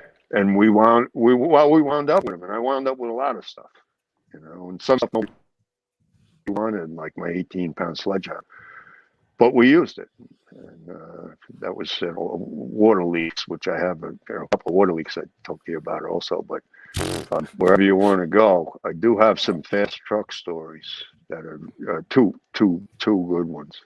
Well, because we're getting pretty close there, Lou. I knew you were going to have story after story after story, but I wanted to talk to Coops. What do you have? Because I wanted to talk to him about we still didn't talk about your son. I want to talk about your son. Your nephew's on the job. Your brother was on the job. I wanted to talk to him first about when he met my brother. He's got. I got to have a story about at one point. It was like 11. You want the story about the rug? I have a couple, but I'll give you. Hold on a minute. Let me, Pete, pull up that picture. You probably heard this one. Pull up that picture, Pete. I'm going to give you a shot of the rug tonight. The one you sent me, Kev? Yep. Old one. This is the guy. Old one. I know. You know, he had a nickname for everybody, and that nickname. There he is. I didn't know. There he is. Oh shit! There it is. Yeah. All right. That's my boy. There he is, Richie the Rug. Yep. There's Chief Steve on the left. Yep. And some handsome guy on the right. That looks like a gruesome Most certainly is. I didn't know Steve wore glasses. The hair don't look too bad there on the rug. Steve story also. Nah, he's got a little salt and pepper in there, bro. You know what I mean? He's got a little great thing going there. Yeah. Well, nobody would ever guess it's not real. How horrible was that thing? My God. You know what the best part was, bro? You weren't allowed to talk about it in front of his in-laws, his mother and father-in-law. He'd be like, shh, they don't know. I'm like, they don't know. They called that cat. What, are you kidding me? But you want a Richie story is actually what happens is we Saturday night, whatever, Sunday morning, we got to go to drill and what? And Richie's working 24 and what? And all of a sudden I hear all this noise. So what's barking at me? And his radio is missing. And I'm like, what the hell are you talking about? His radio is missing. So look all over the place, ain't no radio. And I said, all right, where'd you go last night? So we're looking at everything, and for whatever reason, the officer wants to, it's Sunday, we got a job, and it's getting on drill time. We looked around and everything else, and it ain't here. So, all right, we're gonna go. We'll track down, whatever. I'll come up with something to tell the chief why we're not there. But we're gonna try to find this radio if it was out on the road. So we go look, and the officer, he wants to go, and whatever. So we go out of quarters and make the left instead of the right to go to Boulevard, which was our drill site. And I look, in the mirror behind us, and sure enough, 307 takes the left instead of the right. So I can imagine what's going on in the front seat. But anyway, we go around to where we went around to, nothing. So I said, all right, go back to the firehouse. Let's see what the hell, they found and whatever. So we get back there and get back there. And they got parts. Antenna, this and that, and whatever else. So Parts is no good. I said, all right, to the officer, I said, yeah, well, package it up, put an RT2 on it, and send it off. Oh, I don't know, this and that, and next thing. So he goes up, and he's going through the office record journal and everything else.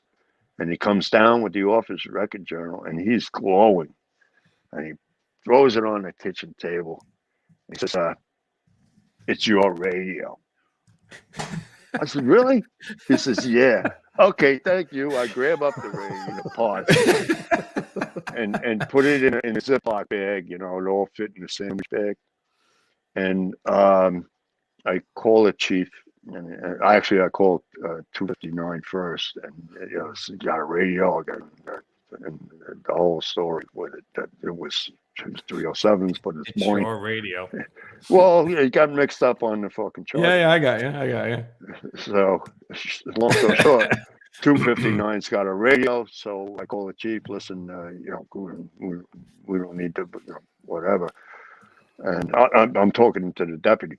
We can run it quickly. I know on Sundays I don't have a messenger. Let me just run over there quick, and then we'll go get it.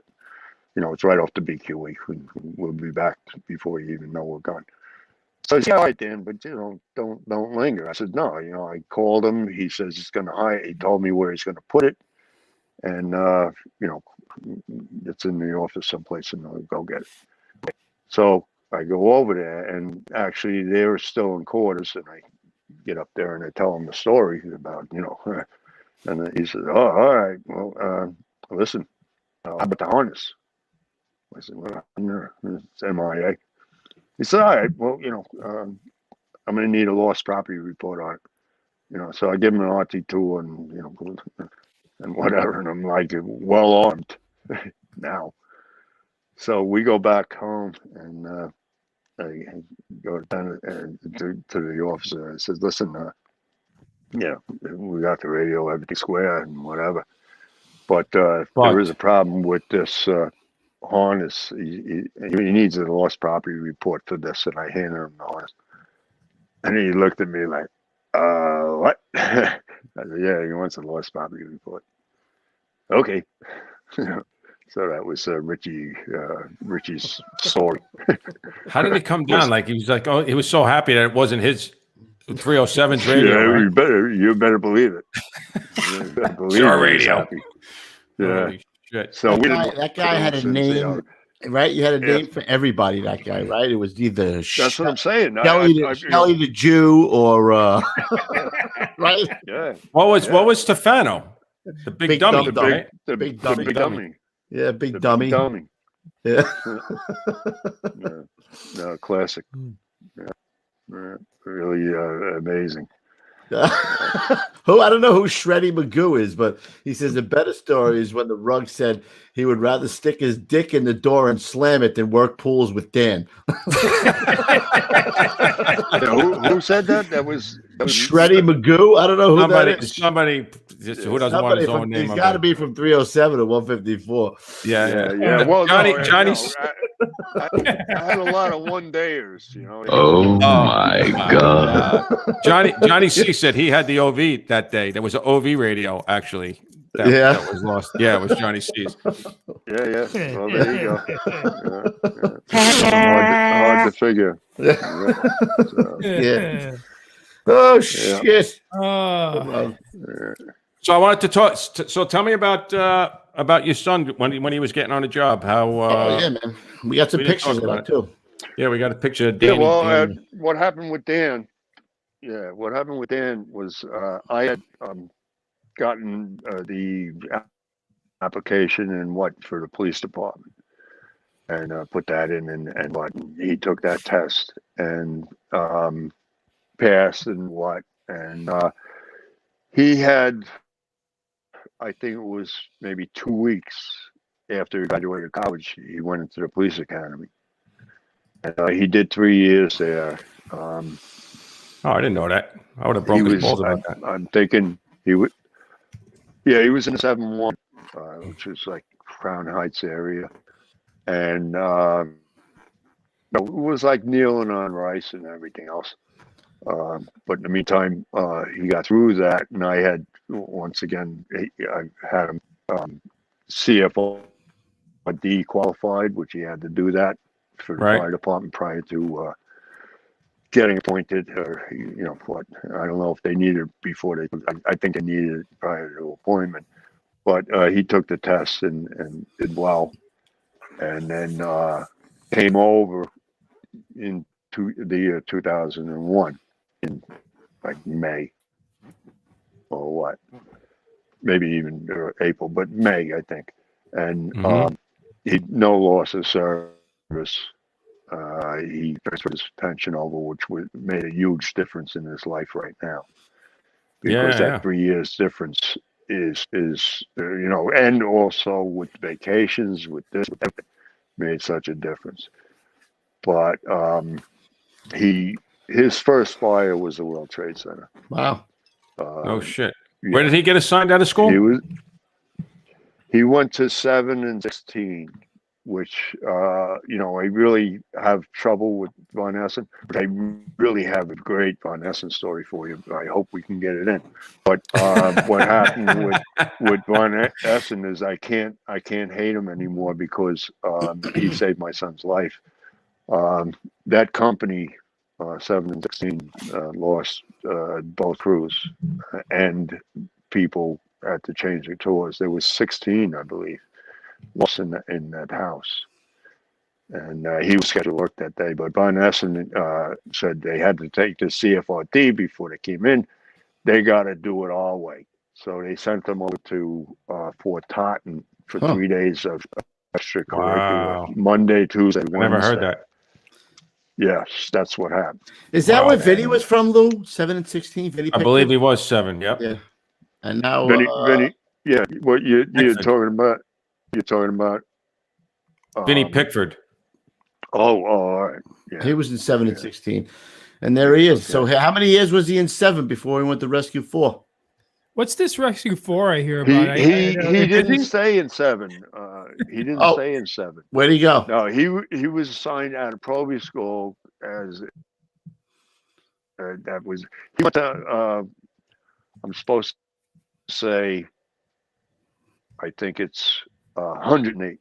Oh, not 108. Not 108, 108. That's right. Oh, Ray Seeley's in there. I remember that. It was, man. Yeah. Now that you say that, I remember that. Why not 124? Why not the Tonka truck? Well, I had to work it out with Steve Moisiello. I had Pete Gansey, was who I was, naturally working with to get him into I-124, and actually Steve told me no, and I said, all right, 113, no. How about this one? How about that one? This one, that one, 132.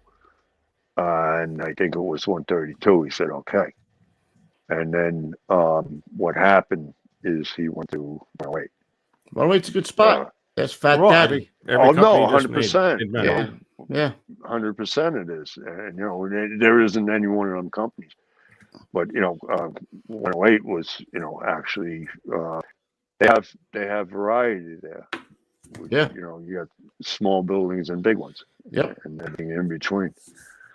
And, roadway and this and that. Not all that much roadway, but, some.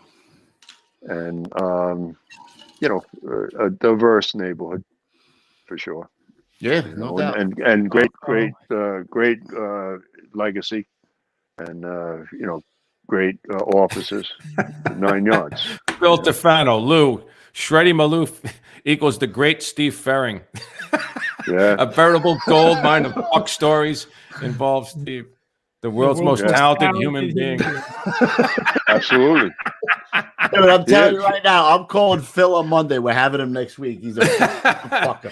No, shit, he is actually. He sat there at the kitchen table and made a pronouncement in front of everybody that he's the most educated guy in the firehouse. And I took one look at him. I said, the stack of books that I had to study. I mean, we had for my test, we had the building code, we had all hydraulics. There was no, whatever. You had all hydraulics to figure out, what pressure you're going to run this the pumper at to get water on the 15th floor. These are test questions, and really, big dummy. the bizarre end of the spectrum. Fire prevention was removed because now you can look it up. That's called research stuff.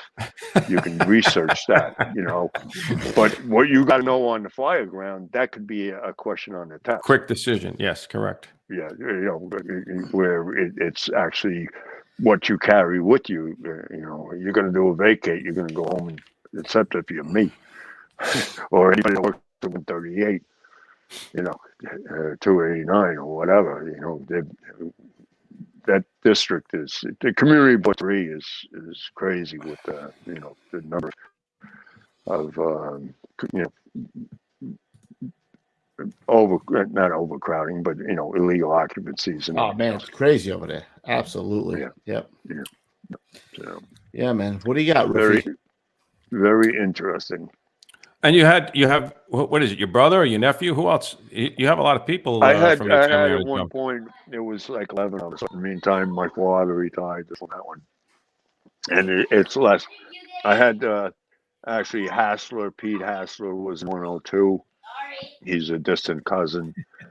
Jimmy Wheeler. There was a number of Buckheits actually that are very distant from Staten Island. They all worked in Southern Brooklyn. I had my also distant cousins, and Mike Buckheit was chief in charge of the Marine Division. He was from, I think, 19 Truck. Wow. And Buckeyes are all over the job. Holy cow. Yeah, well, it was a higher percentage back then. And then also there were others that, O'Connell was Leo. He was a chief's aide in Manhattan. And a whole bunch of different aspects of my family that my uncle was actually major chief in Brooklyn, John O'Neill. One of the podcasts you had, one of the guys was involved. I think it was a 4-2 battalion or what. But no, there's a legacy there. Jimmy Wheeler was Wheeler Dealer. And, what's going on over there, Coobs?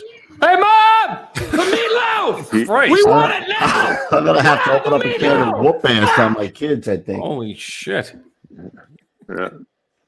Look at it. Look at the look. Look at the look. The dad look he just gave. Beat it. Oh my God. Holy fuck. Dogs going crazy. Kids are yelling. What? Fuck, man. What? Is it that time? It's that time already? Yeah, well, it's 2 hours. It's like Yeah. at home. I think it's time for the old school tip of the day, or time for me to go beat the shit out of my kids. I don't know. Either one. Well, Hey, Moose, Rocco, help the too Dutch bad find his checkbook, will you? Oh. Well, guys, Too bad I can't get it on this. it does feel like it's about that time. I thought I was going to get fired. And Dan, you know what time it is? It's time for the old school tip of the day. All right, Lou, what do you got? Well, I don't know if I have that much for you. Let me Oh, see. you got It's actually You what got I, stuff. yeah. Well, what I was going to talk Oh, he's got papers. about actually was no. I was just looking to see if I had anything else that I could refresh my mind with. But what it is X-ray vision. I'm talking architecture and being able to do a size up on what's behind the curtain, as far as you got the curtain wall of the building, and to be able to look into it and see where the steel is and that kind of stuff, as far as laying out a geometric grid of what the structure of the building actually, what's holding this thing up, steel and brick and like that, or even different types of construction with prefab and frame buildings, and to determine to the window layouts and stairwells, and where different infrastructure, the oil burner is going to be related to where that chimney is, and different things. If you remember, one of my first fire in a day tour, it was an oil burner, and as we go in, I looked and I saw where the fuel spout was, so I know the tank is there, and they'll run a supply line from that to where the oil burner is, and those types of things where the building can talk to you, and different things as far as my forcible entry tactics. I wanted a forcible entry team truly operates as a team, where when we get the door and going for a search, the officer and the cameraman look to get the fire and can find it. And I want the irons guy to go ahead and find us a secondary way out of here. His job is to find the fire escape. He should see that on the way in, and do what's necessary to remove obstruction, scissor gates, or whatever is the refrigerator that's in the way of that. And once he gets us a secondary means, he can go ahead and start a search. But his objective is to get that secondary means. If he finds scramble on the way, okay. But in the meantime, get us a way out other than the way we got in here. I like to keep the lid on things, try to prevent a horizontal vent. Vertical is all good all the time. But as far as horizontal vent, try to control that. I'd like to close the door. Get inside and close the door. And, I would like the engine officer to be in charge of the door until the nozzle team gets up there, and he should be on the inside of the door, not on the outside of it. And, as far as the officer and the take the door close to the bedroom or whatever.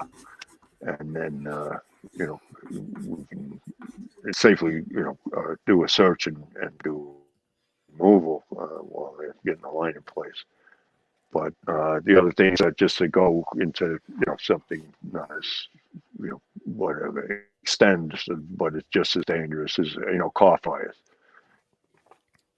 And what we have now in cars is actually, they use a, actually sealed gas tank where they have a bigger canister, it's a carbon canister, and what with the motor and this and that and the next thing.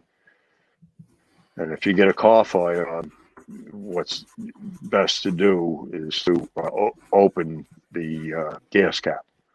And there's a way to do it safely. You want to be upwind of it. You want to, open the cap and keep it over the hole and have a can in place. So what I would do is take the can man and have him knowledgeable about, to loosen the cap and have it loose before we take it off, so that when you have it loose and we're going to take it off, we're going to walk away and we're going to walk into the wind to get away from it. And you're not going to look at that cap. You're going to turn your head when you take that cap off there in case of flash. It is going to exit that tank under pressure, and it is, in air, and it's going to burn. So stay low. And what that gives you is it cuts out that three-dimensional fire where it is pushing the fuel through the fuel line into the motor where the fire is, and it will feed that, and it'll feed it all day so long as it continues to heat. In the summer, it's going to be pressurized. Every time you go to a gas station and you take that cap off, you hear a release of pressure. That pressure will push the gas out of the compartment, and it will continue to burn. And even with water, continue to burn and go down this, floating on top of the water on fire. And you'd be surprised the difference that makes. And the devil is in the details, so small things matter. And, I agree 100% with that. No, I agree 100% with that. It's all the little things that you do. Just what you were saying about the cap, not just going over and open up the cap, because that's happened. You know what I mean? I've seen that happen. So, like you said, little things like that. Oh, no, it is very common. Yeah. Very common. And the other thing, just to stay on car fires, I would go around the table. I'm Socrates, and everybody, I ask the questions, you supply the answers. And, we'll go around the table, everybody give me, from the probie on up to the senior man, and then it's my turn to give something as far as what's the most dangerous thing in a car fire. Yeah, and I'll ask you guys, you're the probie or whoever's the junior man, what would be your tip of the day for one thing about a car fire that you would hope somebody would be a great tip? And yours is, and it gets to be me, and I got to come up with something. And I tell them, okay, come here, I want to show the trunk of my car. I open the trunk of my car. I got 2 gallons of acid, 2 gallons of shock, a pail of chlorine tablets. I got algicide. I got all this stuff. I got a propane torch. I got a quart of PVC, a glue, a quart of PVC primer in the trunk. We always open it. You open the trunk. I'm finding gas cans, this, that. Pressurized. It doesn't matter a pressurized container whether it's flammable or not. You will get container failure of an oxygen tank. You're just as dead as if it was a propane tank. Yeah, it doesn't matter what. Pressurized vessel when it fails.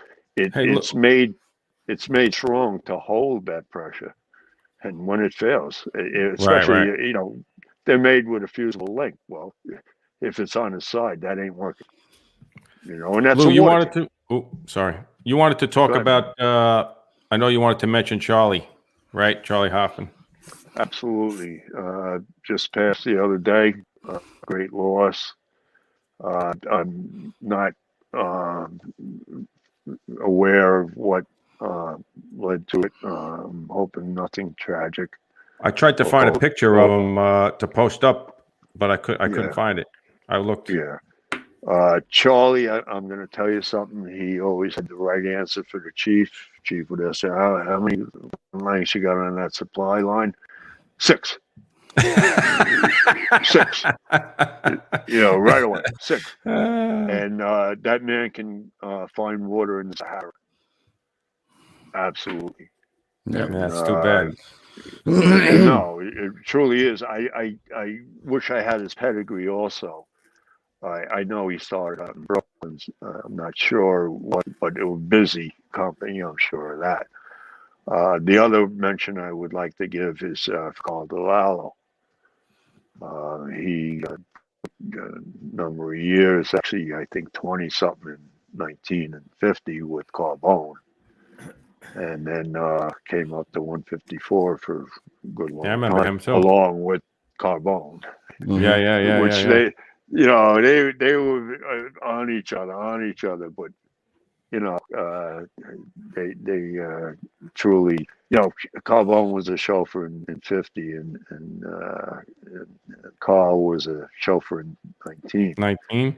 and they had same house, and they had the contest between each other who was going to go to New Jersey, and I don't know that Carl lost, but I know that Carl won. So there you go. You know. He spit on him. You know, it could be. Oh my God. Yeah, it's too bad. When I heard that, it was. I remember both of those guys. You know, Jesus. You know, I mean, and others. Ralph Gismondi was COVID, and Carl was COVID, and. Oh, I really? didn't know One that. of the biggest things Ralph I gotta tell you Gismondi about- passed away? I didn't know that. Yes. Oh, man, I didn't know that. He was an early victim. He was on vacation in Florida and came back to New York. He was a flight attendant for JetBlue. He went back to work at Kennedy Airport at the end of January, which was time to be there. Everybody's exiting China by Europe. They went to Europe and came here, or what? A lot of people from Europe came here, period, without China. But in the meantime, he got sick and then, rapid demise. With Carl, I have one other thing to add with him, if I can quickly. He called me about getting to the site at 9/11. I was assigned to the task force, and I worked, there for longer stretch than most. And he, I said, yeah, okay, meet me here. I told him where to meet. He did, and came in. And I'll tell you one thing. It was really oddball stuff that I was involved with, the water surveys about the bathtub and all this other crap. That was essentially, I don't mean crap, but he was more interested in actually recovery. It was at that point, it was recovery, and he thanked me profusely. And I was Carl, you don't have to thank me. This, and he's like, no, you don't know what this. He had made recovery of body part, and was a whole treasure to his life. And I did say that to him. I said, "Hey, Carl, this is you, man. This is your life. This is your life, and you belong doing this." But it made his whole reason to be there. How old was he, Dan? Needed to be there. I would say he's a couple of years older than myself. So, in the ballpark, 70 and change. 70-ish. Yeah. Yeah, that sucks. And it certainly does. Really, that's the biggest letdown in your life, is to die by yourself. You start losing all the guys around you. You can't even get your family to visit you in the hospital. You can't say goodbye. Yeah, that was horrible, man. It's horrible. Just, and all those people, that we do know, and those that we don't even, it is just that this generation will not ever out, live past it. It is part of us, and you would think, as things progressed in your life, from the year I was born, 51. The changes I've seen are tremendous. I talk to you about the rotary phone and stuff like this. And, You got to see what we had to Jesus, do here to where get this we guy were. hooked up. You had to see. You had to. Yeah, exactly. But you had to Holy see. moly guacamole. You know, Come on, man. I became a chauffeur very early. I could drive. I drove all the big trucks before I came on the job. Dump trucks, all this stuff. 15 speed forward, with double, rear end. The rear was high low and all this other brum, brum, brum, brum. And nobody could drive a 3-pedal job as far as the tower lag goes. It only had synchro mesh into second gear, and downshifting and upshifting and all that. This is my fault. So Allison takes us out, on Sunday morning, and says, "All right, we're going to company train you to drive." Okay, and I go drive, and I'm going down St. Avenue. He says, "You're a little close." I said, "All right, I'm good. I'm passing everybody by about 4 inches. Just where I need to be." And he says, "Okay, we'll get to the drill site." No, we'll go down to Bushwick Avenue.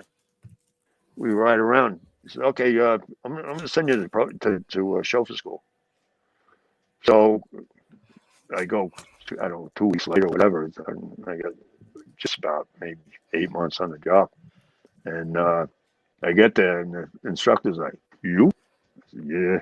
He said, "It fingers." I carried the American flag in Pro school, which was Top Gun there, which I caught a lot of drift about, and No.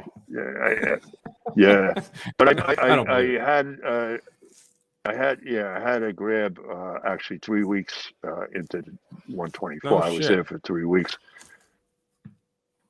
Oh yeah, it was quite the story. This is a story, but it was Bob Stanton that was involved with that.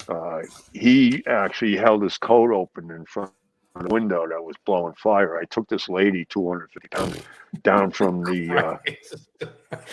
And you had to see how I did that. I scaled it was a brownstone down on Bushwick Avenue. When we were talking about 124, what happened with this joinings. story? Like, what happened to this story? Like, how did we get here at the 2 hour mark? Like, that was like that's a good story. I have others. No, I have others. But let me give you this real quick. I'm there with Flanagan, and I got 2 weeks on the job. I'm in a firehouse. So I have others. The lady's up there. Her 2 kids. Kids are laying in the yard. They had jumped. They were teenagers. They both jumped in bad shape. And they had 2 major dogs in the backyard. And finally he's talking to her. I said, "Lou, you want me to go get them?" He says, "You can do that?" I said, "Yeah, I can do that." So I look over the edge of the setback. There's a double hung window. So I take the hook and hang it on the flat roof that we're on the setback. Hang it there. Go over. Got my hands on the roof. Swap one hand onto the hook, the other hand onto the hook, and then put through the window onto the mullion. And I got my foot on the side of the window, climbed down the hook, and put my other foot on the windowsill, both feet on the windowsill, lower myself down to the ground.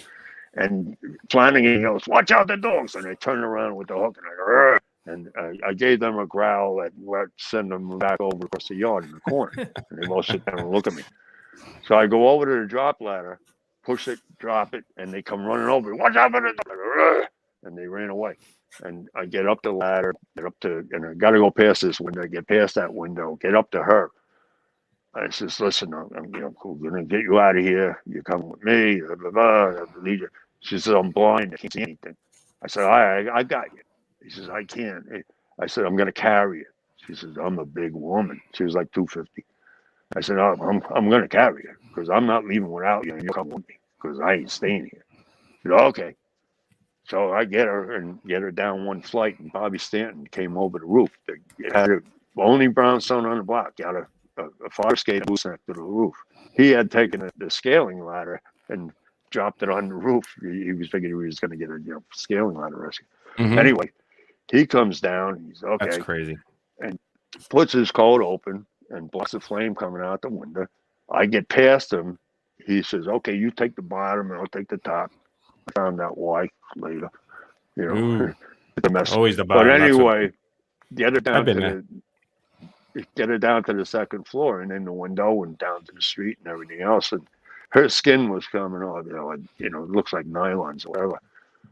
But yeah, I wound up with a B with that. And I was going to not say, did only- you get something for that at least, for God's sakes? A B, Yeah, I did. 250-pound woman. B. Yeah, you should have got a pass the little more fire, than no that. water. But in the meantime, actually, that graduated me from all the hard time I was getting about the Top Gun shit.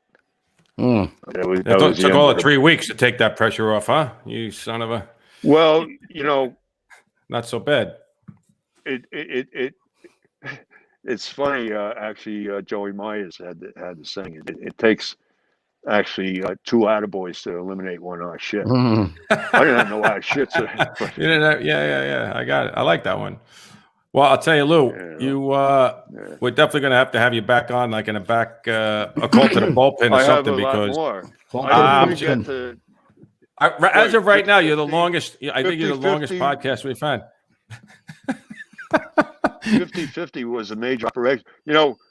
Just to tell you, 154 tied up that airplane. That airplane was ripping apart. The tail's coming off. We're gonna have you. We're helicopter gonna have came you in and back ripped. on. We're gonna have you back on. We'll have you back on. Well, We're gonna do something. I have more. All right. I have the Happy Land. We didn't even touch the Happy Land. I mean, I spent 5 hours there. And Look at his face. That's gonna have to be episode 2. Because we're 2 hours and 15 minutes in. Well, He's like, I want wait, to what? mention, I got more, but I actually- got more. Kubi's, I have witnesses where too. we at? Yeah. We're at Well, the none of this is made up. But in the meantime, just one more thing is actually the World Trade. I have actually Captain Jonas and Josephine's stories. all right. We'll have to have you back it's, on. We're gonna have you back on there, Lou. It was our ropes that we carried all day to get them out of there, and et cetera. Was it Fat Al or Skinny Al? It was quite a discussion. It was actually another 200-some-odd-pound lady, Josephine. I had her between my legs, carrying her across I-beams that were the former. It was 60 feet down below me. It was the elevator shafts we had to get her across. And I couldn't do shit with her without the Stokes. I needed the Stokes, and that took an hour to get the Stokes over us. We got there, and Jonas and Six and everybody. They were major players, and Larry Archer was there, and I had 2 guys that were with me. I told them, take them out of here, throw them where the ropes are, so they can get across and everything else. And we stayed with her. And it was arguments going back and forth. But Visconti was the boss. He's cursing at Keenan, who's the 4-9 chief, but he's in the middle ground. And Freddie LaFamina is talking to me. And I'm like, Freddie, this is Buckheit. Listen, I got to have a Stoke. Freddie's like, listen, they really want you out of here. They want to know if it's a recovery or a rescue. And I'm looking at number 7. It's roaring in front of my face, and they saying 7's coming down. I says, yeah, Frank, I can see that, man. But in the meantime, no, I'm talking to this lady. I need this yesterday, and back and forth it goes. And Visconti is cursing. Is funny because he's the most remote from the situation. But he is really worried about our welfare. Long story short, we got the Stokes and got her across. I had one line behind me that I used as a tag line, and the other line they were pulling, and I'd push the debris off and take her across there. And I walked the bottom flange, and she was on the top flange, and we got across that boy, and then on down, and the rest is history. Except for when number 7 did come down. And that's another we'll story. save that one. Hold on. Well, hold on. We're going to save now. it. With 2 hours and 20 minutes in, we'll have to save that for the call to the bullpen. All right. This is normal with my drills. I didn't even You know what? I'm just going to say, Shreddy Magoo Steve. said, Lieutenant Dan's talking. Chief Stop Steve. making breakfast. Listen to this for 1 second. Chief Steve, I'm giving a drill on argon and the firefighter, which argon and the firefighter has to do with the new thermal ping windows and what, and removal and this and that and this thing, and they're made. That gas is made in the stars and everything else, and we get a run. And I said, "Oh, Chief, this is a Bushwick. We'll be right back if you want to wait." So I figured he's gonna be gone. We go back. He's still there. He waited for my drill. Nice. He waited for the rest of the drill. Of Well, course. you know how it goes. But I do have more. A couple of biggies. So it would be actually, and it has been a pleasure. And glad you guys get the opportunity. Yeah, we'll definitely have you back on. I knew you were just from talking to you this week. I knew you were going to be chock full of stories. You have a lot of stories. I mean, you did a lot of time. You worked in busy places, and you definitely are one of the toughest guys that we know, and that's why we wanted you on the show. So, well, I only have 3 front pieces. Doesn't matter how many front pieces you got. It's the years, man. It's the years. It's what you've seen in those years. What do you got, Ruffy? You got any? Actually, my shout out was for Charlie Hoffman, but the Lou wanted to talk about him, so we let him do that. So I got a shout out to Chief Steve. Tomorrow he goes under the knife. It's a pretty serious operation. He's getting his ankle, his whole ankle replaced. Wow. So let's say a couple of prayers for him, and hopefully everything's going to be all right. He'll come out. 100%. And I think that's all I got. Thanks for Shreddy Magoo checking in tonight, and Big Philly Cafano. You got one more, Coobs. I do. Yeah, you sent me the image. I did. All right, I'll just do it. So, guys, the Gettin' Salty Oh, fans. that's right. Holy Never crap. mind. Go ahead, Coobs. All right, so listen, you guys wanted it for the Salty Dog fan page on Facebook. Here's what we got so far for your shirt. That's what we got, baby. Getting Salty fan page, 10,000 members and still growing. Dilly Gaff. That's coming out soon. Get a hold of it. Don't clam up now. I took the time to get this artwork done. Get your hands in your pockets. Let's go. Nice. All right. Looks good. All right, Petey. Bring it out. All right. Well, ladies and gentlemen, it's been a night. I think it's been a night. And we are, if you're watching this fine podcast on YouTube, which you probably are, you could also be listening to it when you're at the gym or driving to work or whatever on iTunes Podcast, Spotify, or wherever great podcasts are found. Now, if you are on youtube.com/Gettin' Salty Experience, you need to take your little finger out, hit the like, subscribe, and share button. Please helps us get more out there, if you will. And guys, also head on over to Instagram.com where you'll find us at Salty Dog Inc. And Mr. Refrano will curate the saltiest, filthiest, dirtiest, smokiest fire photos in the game. Amen. I do it. He does that, and he also gives you all the last minute info for the show. You need all that. So head on over to Instagram for that. Guys, of course, GettinSaltyApparel.com, where you can find all the firefighter accessories and gear, so on and so forth. And guys, if you have a question for the show, shoot us an email at gettinsaltyexperience@gmail.com. Last but not least, Facebook, guys, if you're on there, go to the Gettin' Salty fans page. We don't run it. We don't have anything to do with it, really, but it's all about the culture of the show that you guys are building, which we really appreciate. Lots of memes shared. I'm sure there'll be a few tomorrow. And some really good fire stories. Every 5 minutes, new fire stories coming up. So that's really awesome, guys. So thanks for building that. We appreciate it. And that is all. I got one more. Victor Mielo from Irvington Fire Department. This kid was in probie school, and it looks like he actually something happened, and he passed away during some kind of training session in probie school. Shit. So this probie school? Our probie school? Not our probie school. Irvington Fire Department, wherever that might be. Right. That's crazy. So some prayers out to him, bro. That's all I got. All right. Coops, how's your niece doing too?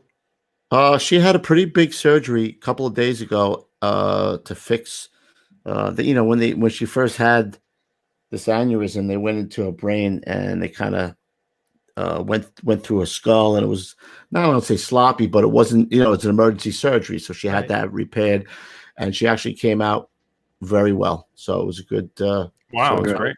Yeah, now it's just time and prayers and rehab. So, yep, rehab. So she's off the ventilator. She can go to rehab now. I'm not sure if she's back since the surgery. She's off the ventilator, but I'll let you know next time. All right, bro. All right, fellas. We're praying, man. All right, Lou B.